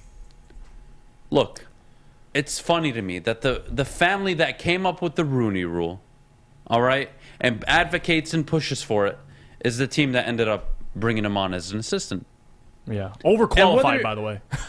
Beyond overqualified. Look, he's way overqualified. And I'll say this a million times. There's a reason why I still would give Brian Flores a job and I wouldn't give Caldwell a job. It's for this exact reason. I don't know what Brian Flores' ceiling is. I know what I get out of Caldwell. Average. Nothing special. No playoff wins, no divisions. But hey, we'll make a playoff or two. We'll be competitive, and then we'll choke away the season. We'll have a great start, and then we'll choke it away. I won't go for it on 4th and 1 in a playoff game. I'll be conservative with all of our time. I have horrible time management. That's why I wouldn't hire him, and I would hire Flores. And kind of where I'm getting at with this is really isn't meant for Jim Caldwell. For strays, yeah. But well, he's got to catch him. He deserves them. The point of this is, do we need to do better in the NFL? And I thought the hires this year were really good. Look, Leftwich didn't want Balky. That's his problem. Peterson said, I'll work with Balky. All right, he's got the job. Yeah. You want me to cry over that? You have 2 black GMs that hired white coaches. Do you want me to have a problem with that? I'm not going to have a problem with that. You go take it up with them. Brian Flores, yes, should be a head coach in the NFL. Nobody is happy about how Miami handled it. But may I remind you, he didn't get along with the owner or the GM. Tough to be a manager at a company when you don't get along with the CEO or the owner. Tough. Really is tough. Brian Flores, yes, should get a head coaching job in the next cycle or two. But the fact that he's the senior defensive assistant, I mean, we're just like, it feels like not a cover up, but just like, hey, we're going to hire you just to hire you, and hopefully next offseason you get a job. Like, what are we doing? No, it's sad it's gotten to this point. I would agree with you there. I mean, he's working alongside Terrell Austin, former, obviously, DC with Jim Caldwell, so it's kind of ironic how those tie together. But with Brian Flores, I agree with you completely. I think the guy, no one knows the ceiling, because 2 years with Miami, 2 winning seasons with a team that wasn't supposed to win. And not only that, the season they got Tua, they told him try not to win any games. Try to lose every game because they wanted Joe Burrow. They wanted their quarterback. He refused. And people could take it how they like. From his point of view, doesn't want to lose. He's never been that. That's not his mentality. And he obviously suffered for it because the disagreements with the ownership of the Dolphins with Stephen Ross ultimately costed him his job, despite having 2 winning seasons. So the conversation's very important. I think with the Steelers, credit to him, credit to Mike Tomlin. And it's kind of ironic how, besides Lovie Smith, the only African-American coach in the NFL reaches out to Brian Flores and brings him onto his coaching staff, which overqualified. He deserves a head coaching job, whether that's, anywhere else next offseason. And it's hard because it's hard to get an NFL coaching job when you're suing the NFL. Like, it's the NFL's king, and it's hard when you're trying to go to war with them and trying to be employed by them at the same time. So hopefully things work out with Brian Flores. I mean, he's going to kill this job, obviously, clearly. Anytime he's an assistant on the defensive side of the ball, that's what he knows best. So count him in. And honestly, I think Brian Flores right now, if you look at the league and you look at all 32 teams, you could probably name a good, I would say 13 coaches or 14 that Brian Flores is better than, just off of record. And currently in the NFL? Yeah, I would say, like 10, I would say. Brian Flores is a very overqualified guy. And the fact that he doesn't have a head coaching job, and I get all the controversy and all that, but it just doesn't make sense to me still. Like, the fact that he has to be a senior defensive assistant with that resume, I mean, who he's worked with, what he's done, especially with the Miami Dolphins, an organization that I don't even want to get into right now. Worse than, obviously, Lions are worse, but they're still not too pretty much themselves. So Brian Flores, good for him, man. Hopefully next season he gets another chance. I think he'll get another chance. I don't think he's going to be scolded by the league. I haven't really heard any updates on the lawsuit. No, I haven't either. And I'm actually surprised he got a gig while suing the league. Yeah. But maybe that's a step in the right direction. Who knows? Shout out to Mike Tomlin for taking care of his guy. But Jeff, my concern moving forward is Lovie Smith is the head coach of the Texans. He'll probably be fired. Yeah, Are you going to be mad about that? I don't think it's going to work in Houston with Lovie. I think it's a joke. It's a terrible job. Like, they fired the previous coach for what? To hire another stop-holding coach or a stopgap coach? A guy that's just there for a year or two and then he's going to get fired? Yeah, Do you have any expectations of Lovie Smith? No, you don't. But you're going to cry to me when he gets fired. Yep. I don't get it. You guys are calling for guys' jobs that have been coaching for 1 year? So of the rookie head coaching class, do you want Brandon Staley fired? No, probably not. No. Robert Saleh, rookie quarterback last year, I think you don't know his ceiling. Even if the record's not good, I could say the same about Campbell. I don't know the record. It's not good. But I don't know Campbell's ceiling. So why would I fire either of them? But that's my point with David Coley. He doesn't have a quarterback. You don't even know the guy's ceiling. Yeah, so the argument still applies there. Like, I get he doesn't have Deshaun Watson, and he got fired after one season. And I'm not trying to pull that card, but that's ownership with the Texans, and that's something they got to figure out. They just suck. They do. They just suck. They don't know how to run a bad team. Management. They don't know how to run a franchise. And the fact that their solution of firing David Culley was to bring in a Lovie Smith, his assistant, head coach, like I don't double face palm. I don't get it. Like, you want me to take you seriously? I can't. I really can't. It doesn't make any sense to me. Zero. It really doesn't. What am I supposed to do with this information, huh? Congratulations, Brian. We gave you a senior defensive assistant job. Meanwhile, Houston is playing patty cake with themselves. Eric Bieniemy still doesn't have a job. And honestly, at this point, I don't even know what to say about Eric Bieniemy, because when the Lions position or the head coaching position first opened up, that was who I wanted. He was on top of my bucket list. Me too. And now looking back on it, you're seeing... And I was like, this guy can't even get interviews. I know. Like, I don't know if it's his past. I don't know if he's a poor interviewer. All I know is the trend in the NFL is the OC or the assistant OC is getting the job, except the one dude in Kansas City. If I'm a GM and I don't like Eric Bieniemy, or if he has a bad interview, should I hire him against my will? No, I don't have to hire anybody. I don't have to hire Brian Flores. There's nothing you can do to make me hire anybody. That's what people need to understand. Is the GM and the owners make the call at the end of the day. Most of the time the GMs, but sometimes the owners. Depends on how interactive they are, how involved.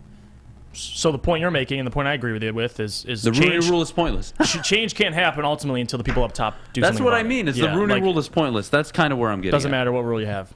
It's ownership. It's not going to change. You have two African-American GMs that were hired this cycle.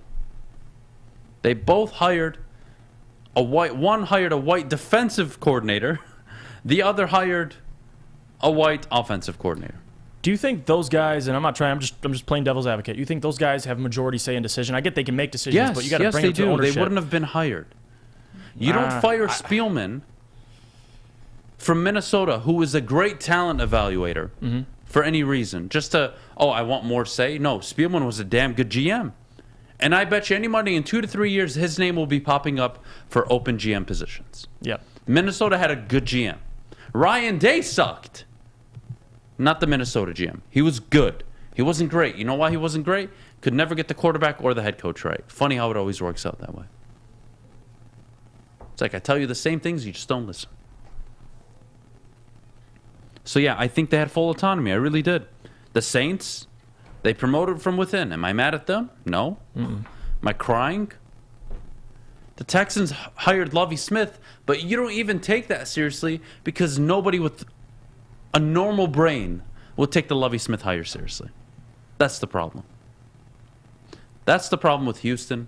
That's their own problem. It has nothing to do with the Rooney Rule or race in the NFL. There are 4 coaches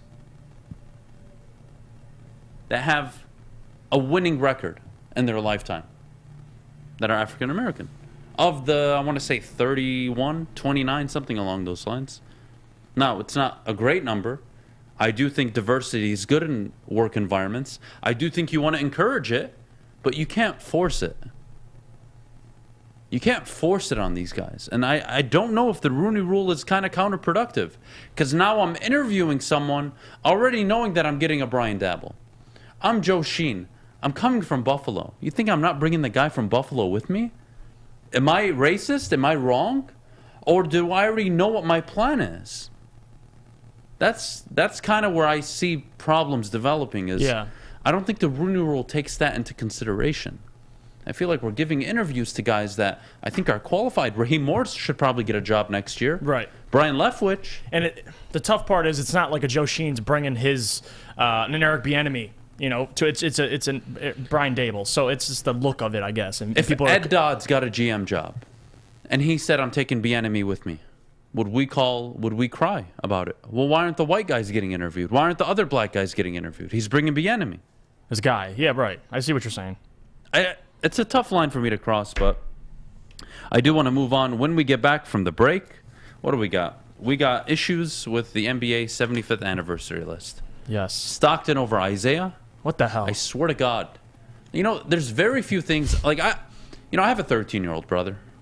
And, you know, he tells me all the time, Steph's the best point guard in NBA history. Oh, my God, bro, he's amazing. I'm like, man, you don't watch Magic.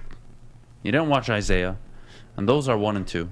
If you want to put Steph at 3, I have no problem. If eventually you want to put Steph over Isaiah, I'm willing to have that conversation. You're going to hate my answer to that, but it's we're going to get to that after the break. But before we go, we got to talk about SMA, the sports marketing agency. Yes, we do. Well, our friends at the SMA, you see them right there, Devin Gardner, Michael Ealy, Lomas Brown, and our guy, Braylon Edwards, they've been working hard. SMA has been leveraging pro athletes and other notables for a decade against the issues around mental health and substance use disorder. With the help of NFL alumni, the guy himself, Sean Jordan, has been able to save lives and take a stand against all of these issues. But soon, coming to Woodward Sports, the sports marketing agency podcast called This is the F Word series on fentanyl. If you're struggling with substance abuse or mental health, they are here to help.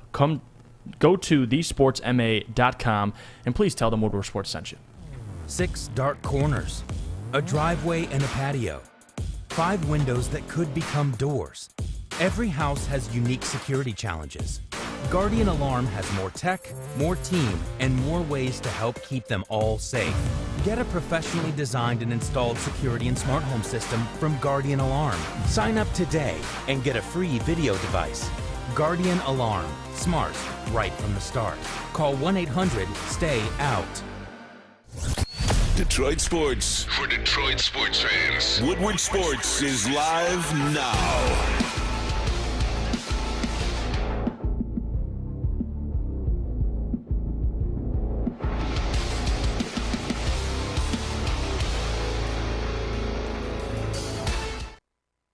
Thanks for joining us on the Morning Woodward Show here on the Woodward Sports Network.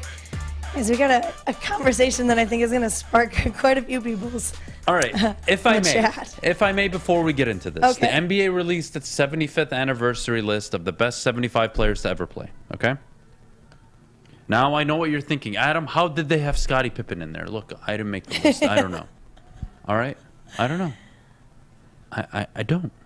But I think the list had some flaws. Look, I understand we're in today's world, right? And we're so accustomed to the D Wades, the Kevin Durant's, the James Harden, right? The Kyrie Irving not making the list. Thank God. That was the right decision, by the way. So maybe we want to start with that, Jeff, maybe after. But I think the more important topic right now, or conversation, is Stockton 3 positions higher than Isaiah. Look, as a white man, this is racist. This is BS. How is Stockton rated higher than Isaiah? Look, John Stockton, a top 5 point guard of all time, one of the best point guards ever. Yeah. I mean, he truly played the position the way it was originally meant to be played, correct? Yep. Correct. He is an all-time great. Bro, Isaiah's got 2 rings. He's got none. Isaiah's a dog. Yep. He's a Robin. He's a Robin with, a little physical side on the defense. No, you're right. Stockton is not in Isaiah Thomas's league. And I'm sorry, Isaiah's not 27. He should be top 20. And that's not coming from a Pistons guy. I'm a Pistons fan. Guys, how do you not remember the NBA for what it was? Remember when Bird and Magic saved the NBA? And then it was Jordan who took it global? Funny how we remember that timeline and everybody chooses to forget the bad boy Piston era. And not only the bad boy Piston era, but Isaiah Thomas's career as a whole. And how complete it was. The All-Stars, the All-Pros, the going head-to-head against Jordan, head-to-head against Bird, playing Magic. Should have been a goddamn three-peat. And we're talking John Stockton at 23 over... Just swap him and I'd be okay with it. But the disrespect for Isaiah Thomas is unbelievable, Jeff. Yeah, it is. And look, you're a little younger than me. It's not even close in terms of conversation. It's like comparing Steph and Kyrie. Yeah. It's not even close.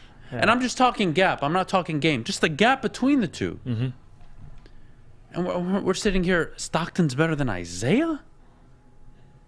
But I think this is going to bleed over into the next one.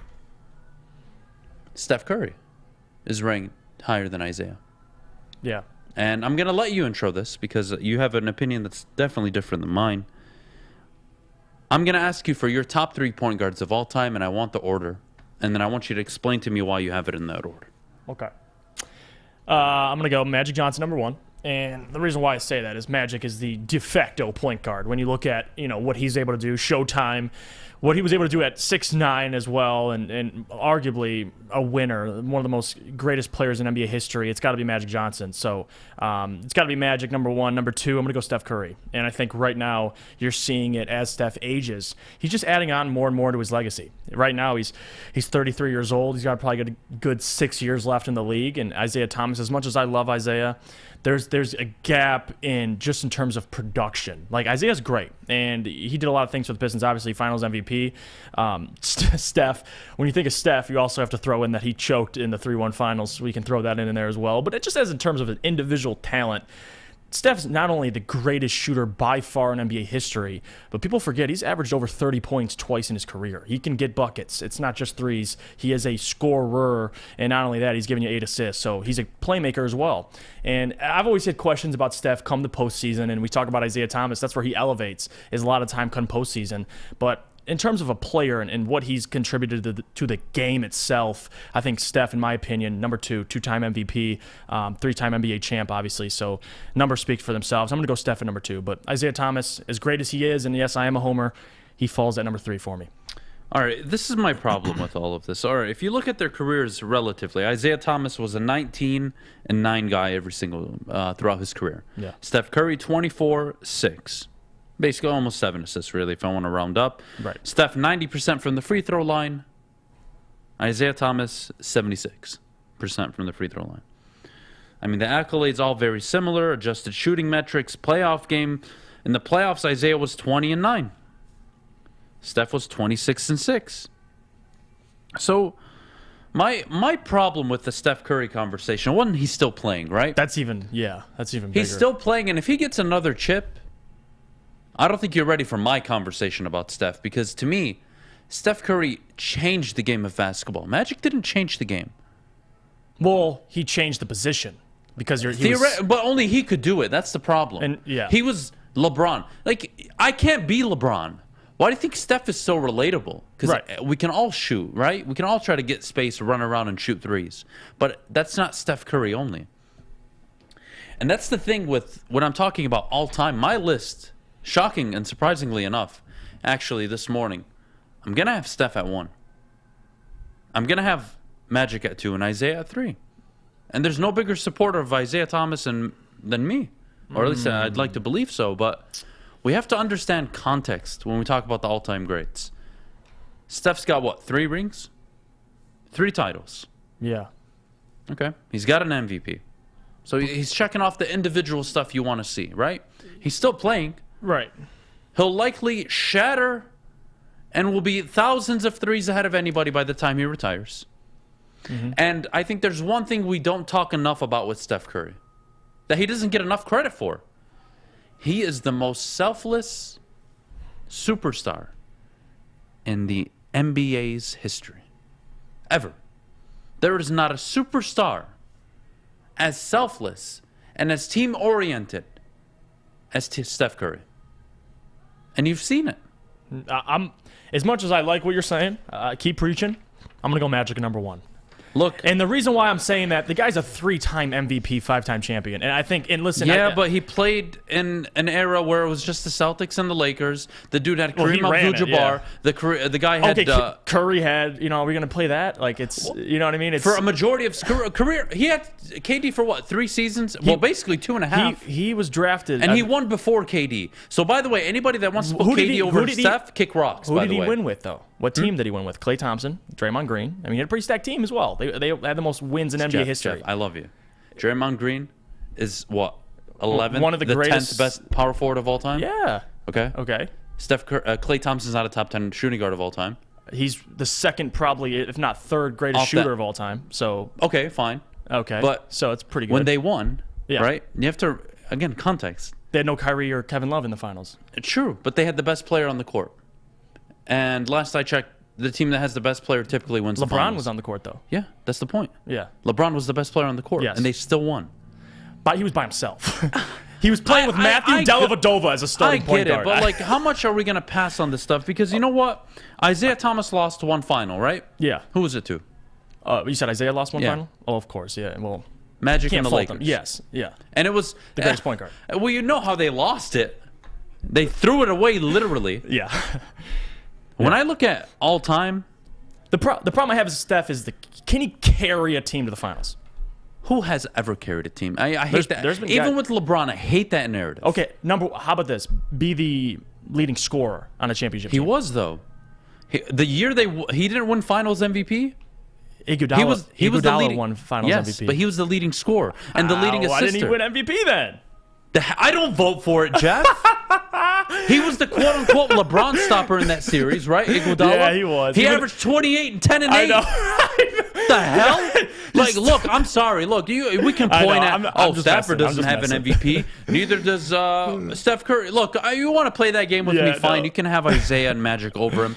I want to give a different perspective this morning. You're right.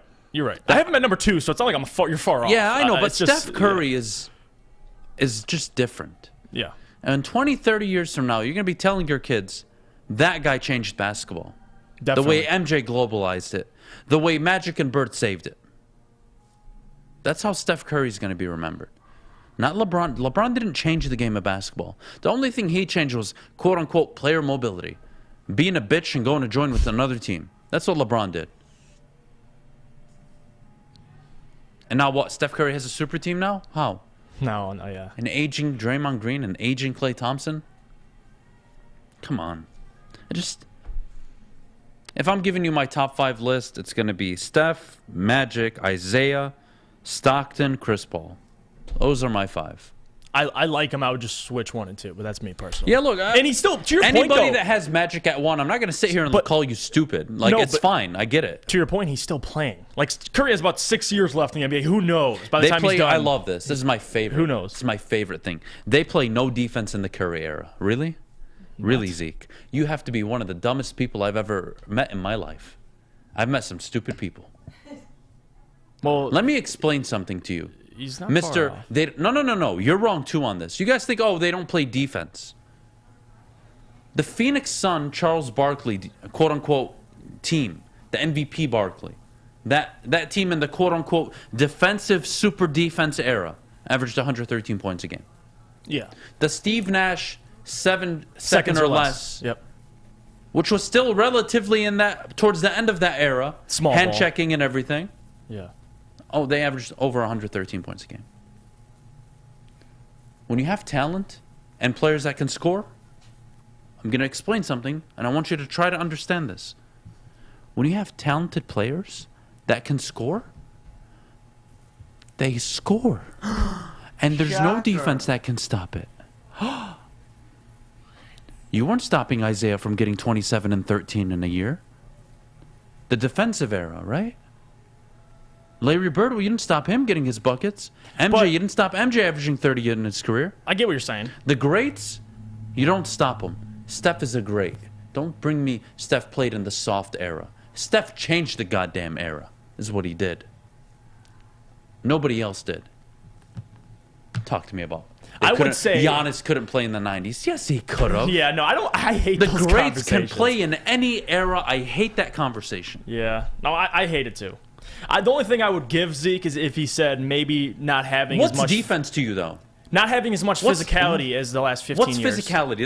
That's what being pisses able me to off. hand check. Like Steph Curry, you can't touch him without fouling him. I mean, that's how it is. Well, they allow it in the playoffs. Of course, right? playoffs, yeah. So they allow it in when it matters the most. Yeah. Well, you guys talk about physicality back in my day.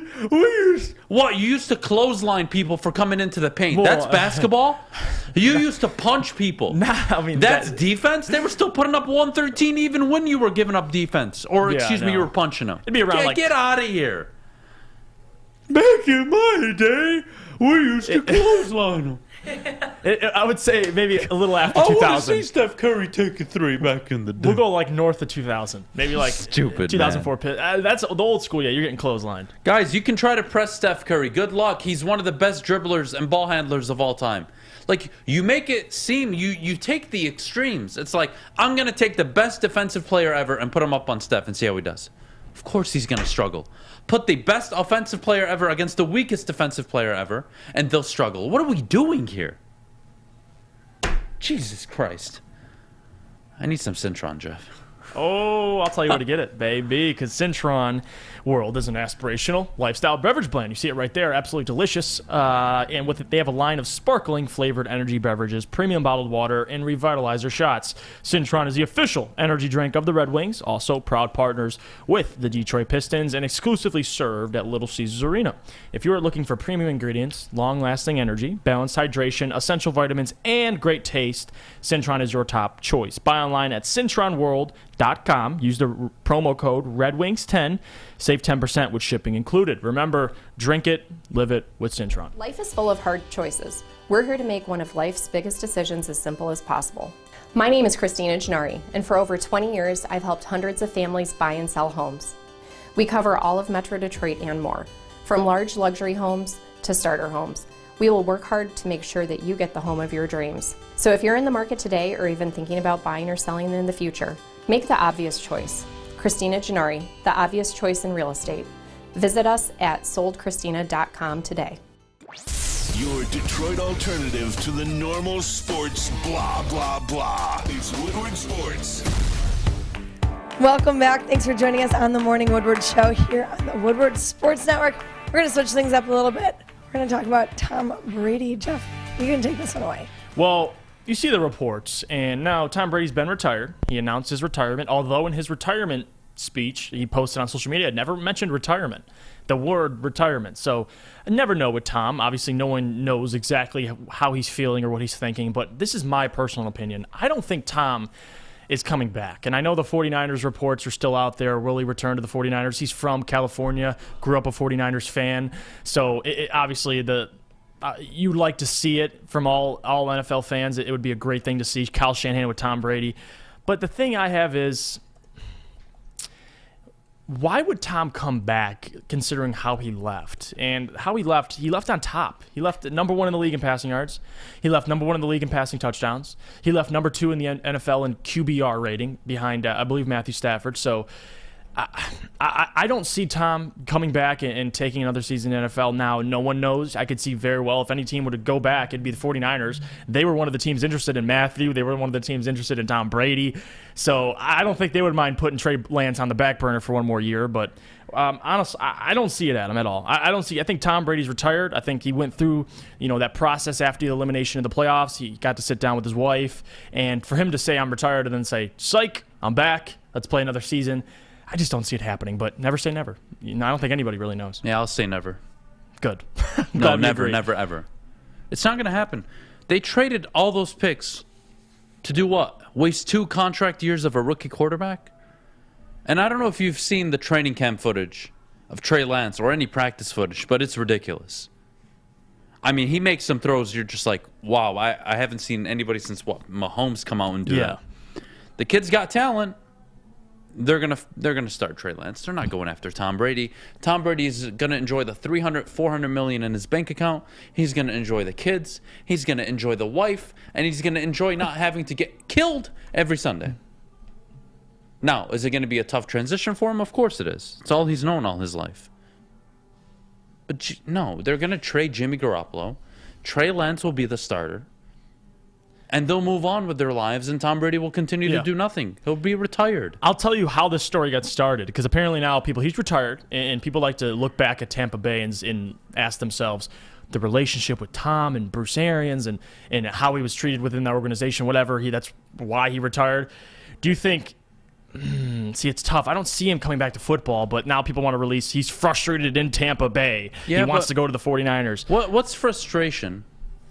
Maybe I don't know. The offense, How could he be frustrated? He walked into that situation. He resigned the contract. Was it his fault that, Antonio Brown, Chris Godwin, it all happened the way it did? Whatever. But he got it done. Yeah. Brady's not going to the Niners to do what? To do what? Is that a Super Bowl team? What? Who is a better fit to start the regular season for the San Francisco 49ers? I would say Trey Lance. Trey Lance or Tom Brady? The answer is Trey Lance. Tom Brady is... Where's his Mike Evans? Deebo Samuel? George Kittle? Okay, those are nice. The Niners are going to beat you with scheme. Running the ball. Controlling the clock. Controlling the line of scrimmage. Yeah. They're not going to beat you with Brady dropping back 40 times, 50 times a game like he did in Tampa Bay this year. Look, Brady's retired. I want it to stay that way. It makes no sense for the Niners. It makes no sense for Brady. The Niners team is a worse position to be in than the Bucs. The Bucs at least have weapons that fit Brady's style. Look, not saying that Brady couldn't adjust to the Niners, but I think that's a done deal. Yeah, the childhood, the memories, the feel good. Brady's not coming out of retirement for that. He just isn't. I get it's a good story. It's sexy. It doesn't make sense. Trey Lance is the future of San Francisco. And you know what? The more I see him in those practice film sessions, the more he looks like pretty damn talented. He's wildly athletic. I'll put it that way. He's what the Packers thought Jordan Love could be. He's everything the Packers thought they were getting in Jordan Love, except Jordan Love doesn't look like he can play pee-wee football. And speaking of Jordan Love, that kind of brings me to my next Aaron point. Rodgers? Aaron Rodgers. Did you see what he posted? Seemed like the way he phrased it. He's going back, man. He's going back to Green Bay. But the way he phrased it, he's like, I just want to say thank you for letting... Like, he was almost past tense. Like, he's saying, thank you, Green Bay, for these memories. Like, why did he phrase it like that? Because he's Aaron Rodgers. I know. And all he does is make everything about himself. He's a narcissistic person. I know. He is a narcissist. It's exactly what he is. He loves that. And he's going to troll with every single one of you that allow him to. And he's going to spoon feed you all of it. And he's going to keep telling you how, yeah, this is Green Bay's. I gave everything I had. Can't thank them enough. Yeah, I'll be starting week 1 of the 2022 NFL season for the Green Bay Packers. Come on. He's going to be the starter. 1, there's too much money involved. 2, to trade him, it would obliterate their cap, along with the team that's trading for him. There is no situation where Aaron Rodgers leaves Green Bay this year. I don't see it at all. Not to Denver, not to Pittsburgh, not to Jesus himself. I don't care where he goes. Buddha does not matter. He's not leaving anywhere but Green Bay. He's staying put in Green Bay. It's that simple. And I think today or yesterday was the first day they're able to franchise tag people. So I'm wondering what they do with Devontae. That's really what I'm looking at. Devontae's walking, I think. You think it? I think Devontae's taking that $28 million contract. Unless he runs it back. Unless he says, franchise tag me, let's run it back. Who should be the one taking the pay cut? The wide receiver in his prime or the quarterback that has made hundreds of millions of dollars? Beats me. Tom Brady did. Guys, is Aaron the problem? I think so. Yeah. It's starting to look that way. Complaining about Aaron not having enough talent. He's had more than enough talent the last 2 seasons to deliver you a Super Bowl. Yeah. He hasn't done it. That's an Aaron problem. Now, is Matt LaFleur maybe not what we think he is? Sure. We'll find out. I do know he's a successful head coach. I do know that he's won multiple playoff games, multiple divisions. Mm-hmm. And yes, he's done it with Aaron Rodgers. That's a fair counter-argument to make. I don't know any head coach that doesn't win without a good quarterback, let alone a great one. Sean Payton's struggling. He just retired. Right. Yeah. I mean, come on. Winning in the NFL is hard enough. I don't see Aaron leaving, though. If I were to give you a percentage, 0% Aaron leaves Green Bay. Wow, okay. Yeah, I'm that confident. I'm honestly starting to lean that way as well. I'll say at this point, I'm probably 70-30 he stays. I think I'm going to leave in a little 30. It's 100% he stays. The only route out for him is he retires. That's the only out for him, and it's not pretty. There's too much money involved. He's not retiring. He's come back for 1 more year. They're going to run it back. Look, yes, their cap situation is hell. You can actually figure it out. You can restructure some contracts. You can cut some key players. You probably got to get rid of a Randall Cobb. Yep. Get rid of a linebacker. You'll make it work. You can franchise tag, restructure Aaron's deal. You can run it back 1 more season, then you need to go into a full rebuild, Green Bay. It's that simple. But speaking of going into a full rebuild, we need to go into a full break. I like that. And when we get back, it's mailbag time. Get your questions ready in the chat. Drop them in the chat, YouTube thread, Twitch thread. Doesn't matter. You know what else people should do? Get their haircut at Lady Jane's. Ooh. And I'll tell you why. Because we like simple stuff. And I get football's over. Sports are kind of coming to an end with football. But guess what? There's still TVs with SportsCenter on them. So while you're getting your haircut, you could walk in, sign in, sit down, and before you know it, you're handsome and clean. Get to Lady Jane's, open 10 to 8, 7 days a week. Walk in anytime because it is wicked awesome. Hi, my diamonds. It's Crystal with an X. You want to get hot and perfect like me? Here's my super easy routine. Drink at least a gallon of water before you wake up. Attach a weight to everything in your house. Sell your car and just sprint everywhere. Scream when you exhale. Don't follow Crystal with an X. Do your own thing at Planet Fitness with tons of equipment and free fitness training in our clean and spacious clubs. Join now for just $10 a month and cancel anytime. I'm Cade Cunningham. I'm proud to partner with Hall Financial, the mortgage company known for 5-star service. Don't just take my word for it. Check out their 5,000 5-star reviews for yourself. Go to callhallfirst.com and get started with your 5-star experience today. What's the over-under? Should I tease? Who is the lock of the night? Make sure you're watching Woodward Bets to get the latest in sports betting and more. Woodward Bets daily on Woodward Sports. Welcome back to the Morning Woodward Show here on the Woodward Sports Network. Guys, thank you for tuning in. Let's get into some questions, Jeff. We'll start with Funky. Adam, what do you make of the rumor that 100 invites might not go out to the NFL Combine? Yeah, I've read into it. I don't think it's much of a boycott. The way I'm seeing it is if you're going to put bubble restrictions, the agents are going to advise their players not to perform at the Combine because they believe it'll affect their performance and they rather save it for the pro day. That's at least how I took it. And I don't blame I'm not them. taking it from a standpoint. We're not going to Combine, or we're not going to invite people if that's the way. I didn't really take it that way. So, question, Jeff, did you guys see that Pleasant is out of the running for the New Orleans gig for DC? I'm very happy about that. And I've said this before. I think Aaron Glenn's gone in the next 1 to 2 years as a head coach. He's too damn good.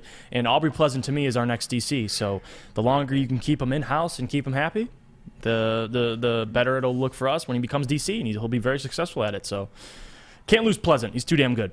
I like this question. Do you think Aiden Hutchinson may be attempting to dissuade the Lions from drafting him with comments like, quote unquote, "I've never loved the Lions and I'm not familiar with their scheme"? Oh, that's... I don't know. Come on. That's a good one. I mean, for a DC kid, I'm surprised. Look, do you blame him, though? Does anybody blame a young college athlete No. not liking the Lions growing Stick, up? what do you think? Like, can we blame him if he says something like, "Hey, I'm not too fond about this.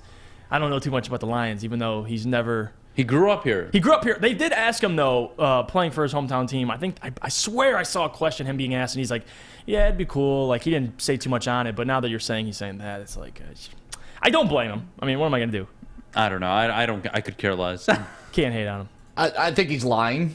Like, that's pretty much it. And I think it's stupid. Like, you're at the point right now where equity is on the line. Money is on the line. So lie about it even if you don't care. Like, yeah, I love the Lions. I'd love to play there. Yeah. I think I can make all the world a difference Millions in their of dollars defense. in difference. You're building yourself value right now, and all he's doing is devaluing himself, because now also, like, people looking up to trade to get him and stuff like that. Like, just play the game, dude. Just play the game. 100%. Oh, he was a Patriots fan growing up. Protect your chicken. I can't blame him for that, though. I don't blame him either. 7 Super Bowls. Yeah, it's like... Lions didn't Clearly. even average 7 wins in his lifetime. This guy got to support and watch 7 Super Bowls. All right, next question. What else do we have in here from the chat? After seeing the year Deebo Samuel had for the 49ers, does it make you feel a little less worse about Okudah? No, different positions, right? Receivers are set up to succeed in the NFL. Yeah. Corners aren't. And with Jeff Okudah, whenever I've seen him, he's gotten his ass handed to him. And that's the thing, like, with the Okudah pick, I'm done complaining about him being selected number 3 overall. That's not adding anything to the conversation. All I can do now is pray to any God that is willing to answer my prayer. Right. That Jeff Okudah at least turns out to be at the minimum, a number 2 corner who can contribute. I hope to God. I really do. When will Stick rematch Easy in a jiu-jitsu match? Oh my God, Stick. This is probably the most asked question for you too. Like all these. It is. I get it a lot, and the next time I fight Easy, I gotta be able to use my strength. I gotta be able to throw these things, man. So like that. I don't know if Easy and I ever step back in a ring. I want it to be like a sparring match with boxing and stuff like that. Because if I can keep him standing, it's over. I think boxing's level 2. I think that's the Stick. I want to know what you think of this, Adam. If Goff wins a division title in a playoff game in Detroit, so one division and one playoff game, that will be more impressive than Stafford winning the Super Bowl with the Rams.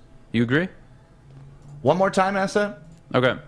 If Jared Goff wins one division title and one playoff game in Detroit, will that be more impressive than Stafford winning a Super Bowl with the Rams? I think so, 100%. More impressive than a Super Bowl? We're talking. This kind of goes back to the argument we were having about Rams standards and Lions standards, right?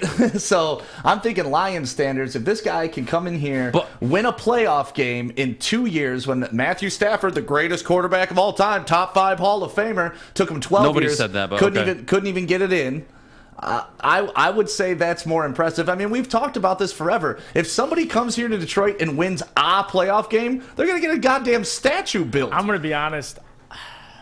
He's getting me in a little bit. Winning a playoff game, that's like, I mean, it's in Detroit we're talking about. Super Bowl, of course, big context. You want to win the Super Bowl over a playoff game. But more impressive, like, this has not been done in 20 years over. Like, and now he does it. Jared freaking Goff does it. Let me ask you a question. On a team that doesn't deserve Let me ask you guys a question. Will the Lions be able to win games in spite of Jared Goff in the next 2 to 3 seasons? You're hoping. No, I'm not hoping. It's a fact. Yeah, that's what. Just like the Rams were able to. I think using the term "in spite" is a little weird. It's not. It's the truth. Like the Rams won games like the mistakes his final year there. in Los Angeles in spite of him. They had the number 1 defense and the number 27 offense at the time. They weren't good. And you know what? I don't know how you guys can sit here and say a division title and a playoff win is more impressive than a Super Bowl.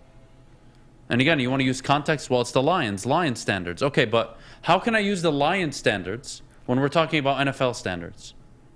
How is that? How do I make that argument? In theory, you're kind of correct. It would be more impressive if you said it would be more impressive than Matthew Stafford's time here. Yes. Jared Goff would be a more successful quarterback than Matthew Stafford in 2 years than Stafford was in 12 years here.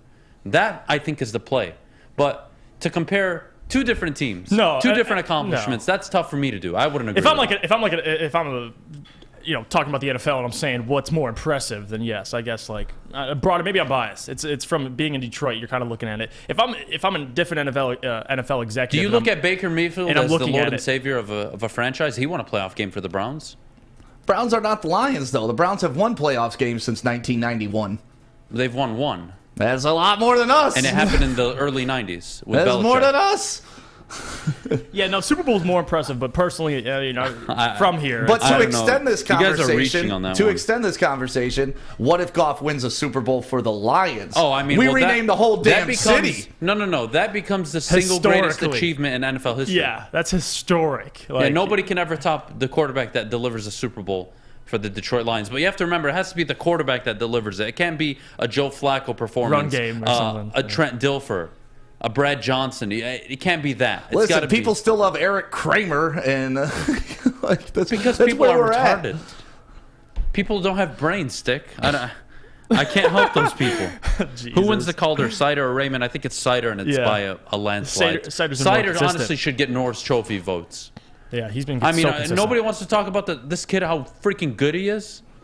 He literally is the best skater, the most intelligent skater on the ice most nights, and he's a rookie. I'm all on the Mo Sider train. That is Holmes and Campbell, not Goff. If Goff wins for the Lions, you didn't finish the sentence. I was hoping to get somewhere with that. And for the dude in the chat saying I'm not 6'4", like I'm 6'4". Can you let He's this guy know? 6'4", guys. I'm 5'11". Yeah. When I talk to Stick at any point that we're not sitting down, the conversation goes like this. Hey, Adam, how are you doing? Hey, Stick, good. How are you, buddy? It's little brother, big brother. That's how it goes. All right, what other questions do we have? Give Young, Stafford, Brad Holmes, and Dan Campbell. Let's see what happens. Jesus. All right, now I don't want to play the back. Yeah. Look, again, that was Guys, the debate's done. Yeah. All right? The first time he had a head coach and a GM that you can respect and say they're good, he delivered it all. He didn't even get you a playoff win that you so wanted, a division. He got it all done in one go.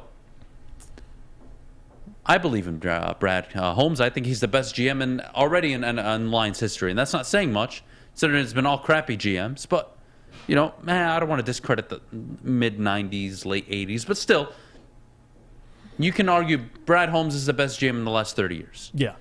You probably wouldn't When's the argue. last time you've ever said that? And you never said it during the 12 years in Detroit. You're never talking about Martin Mayhew as the savant and up-and-coming GM in the NFL.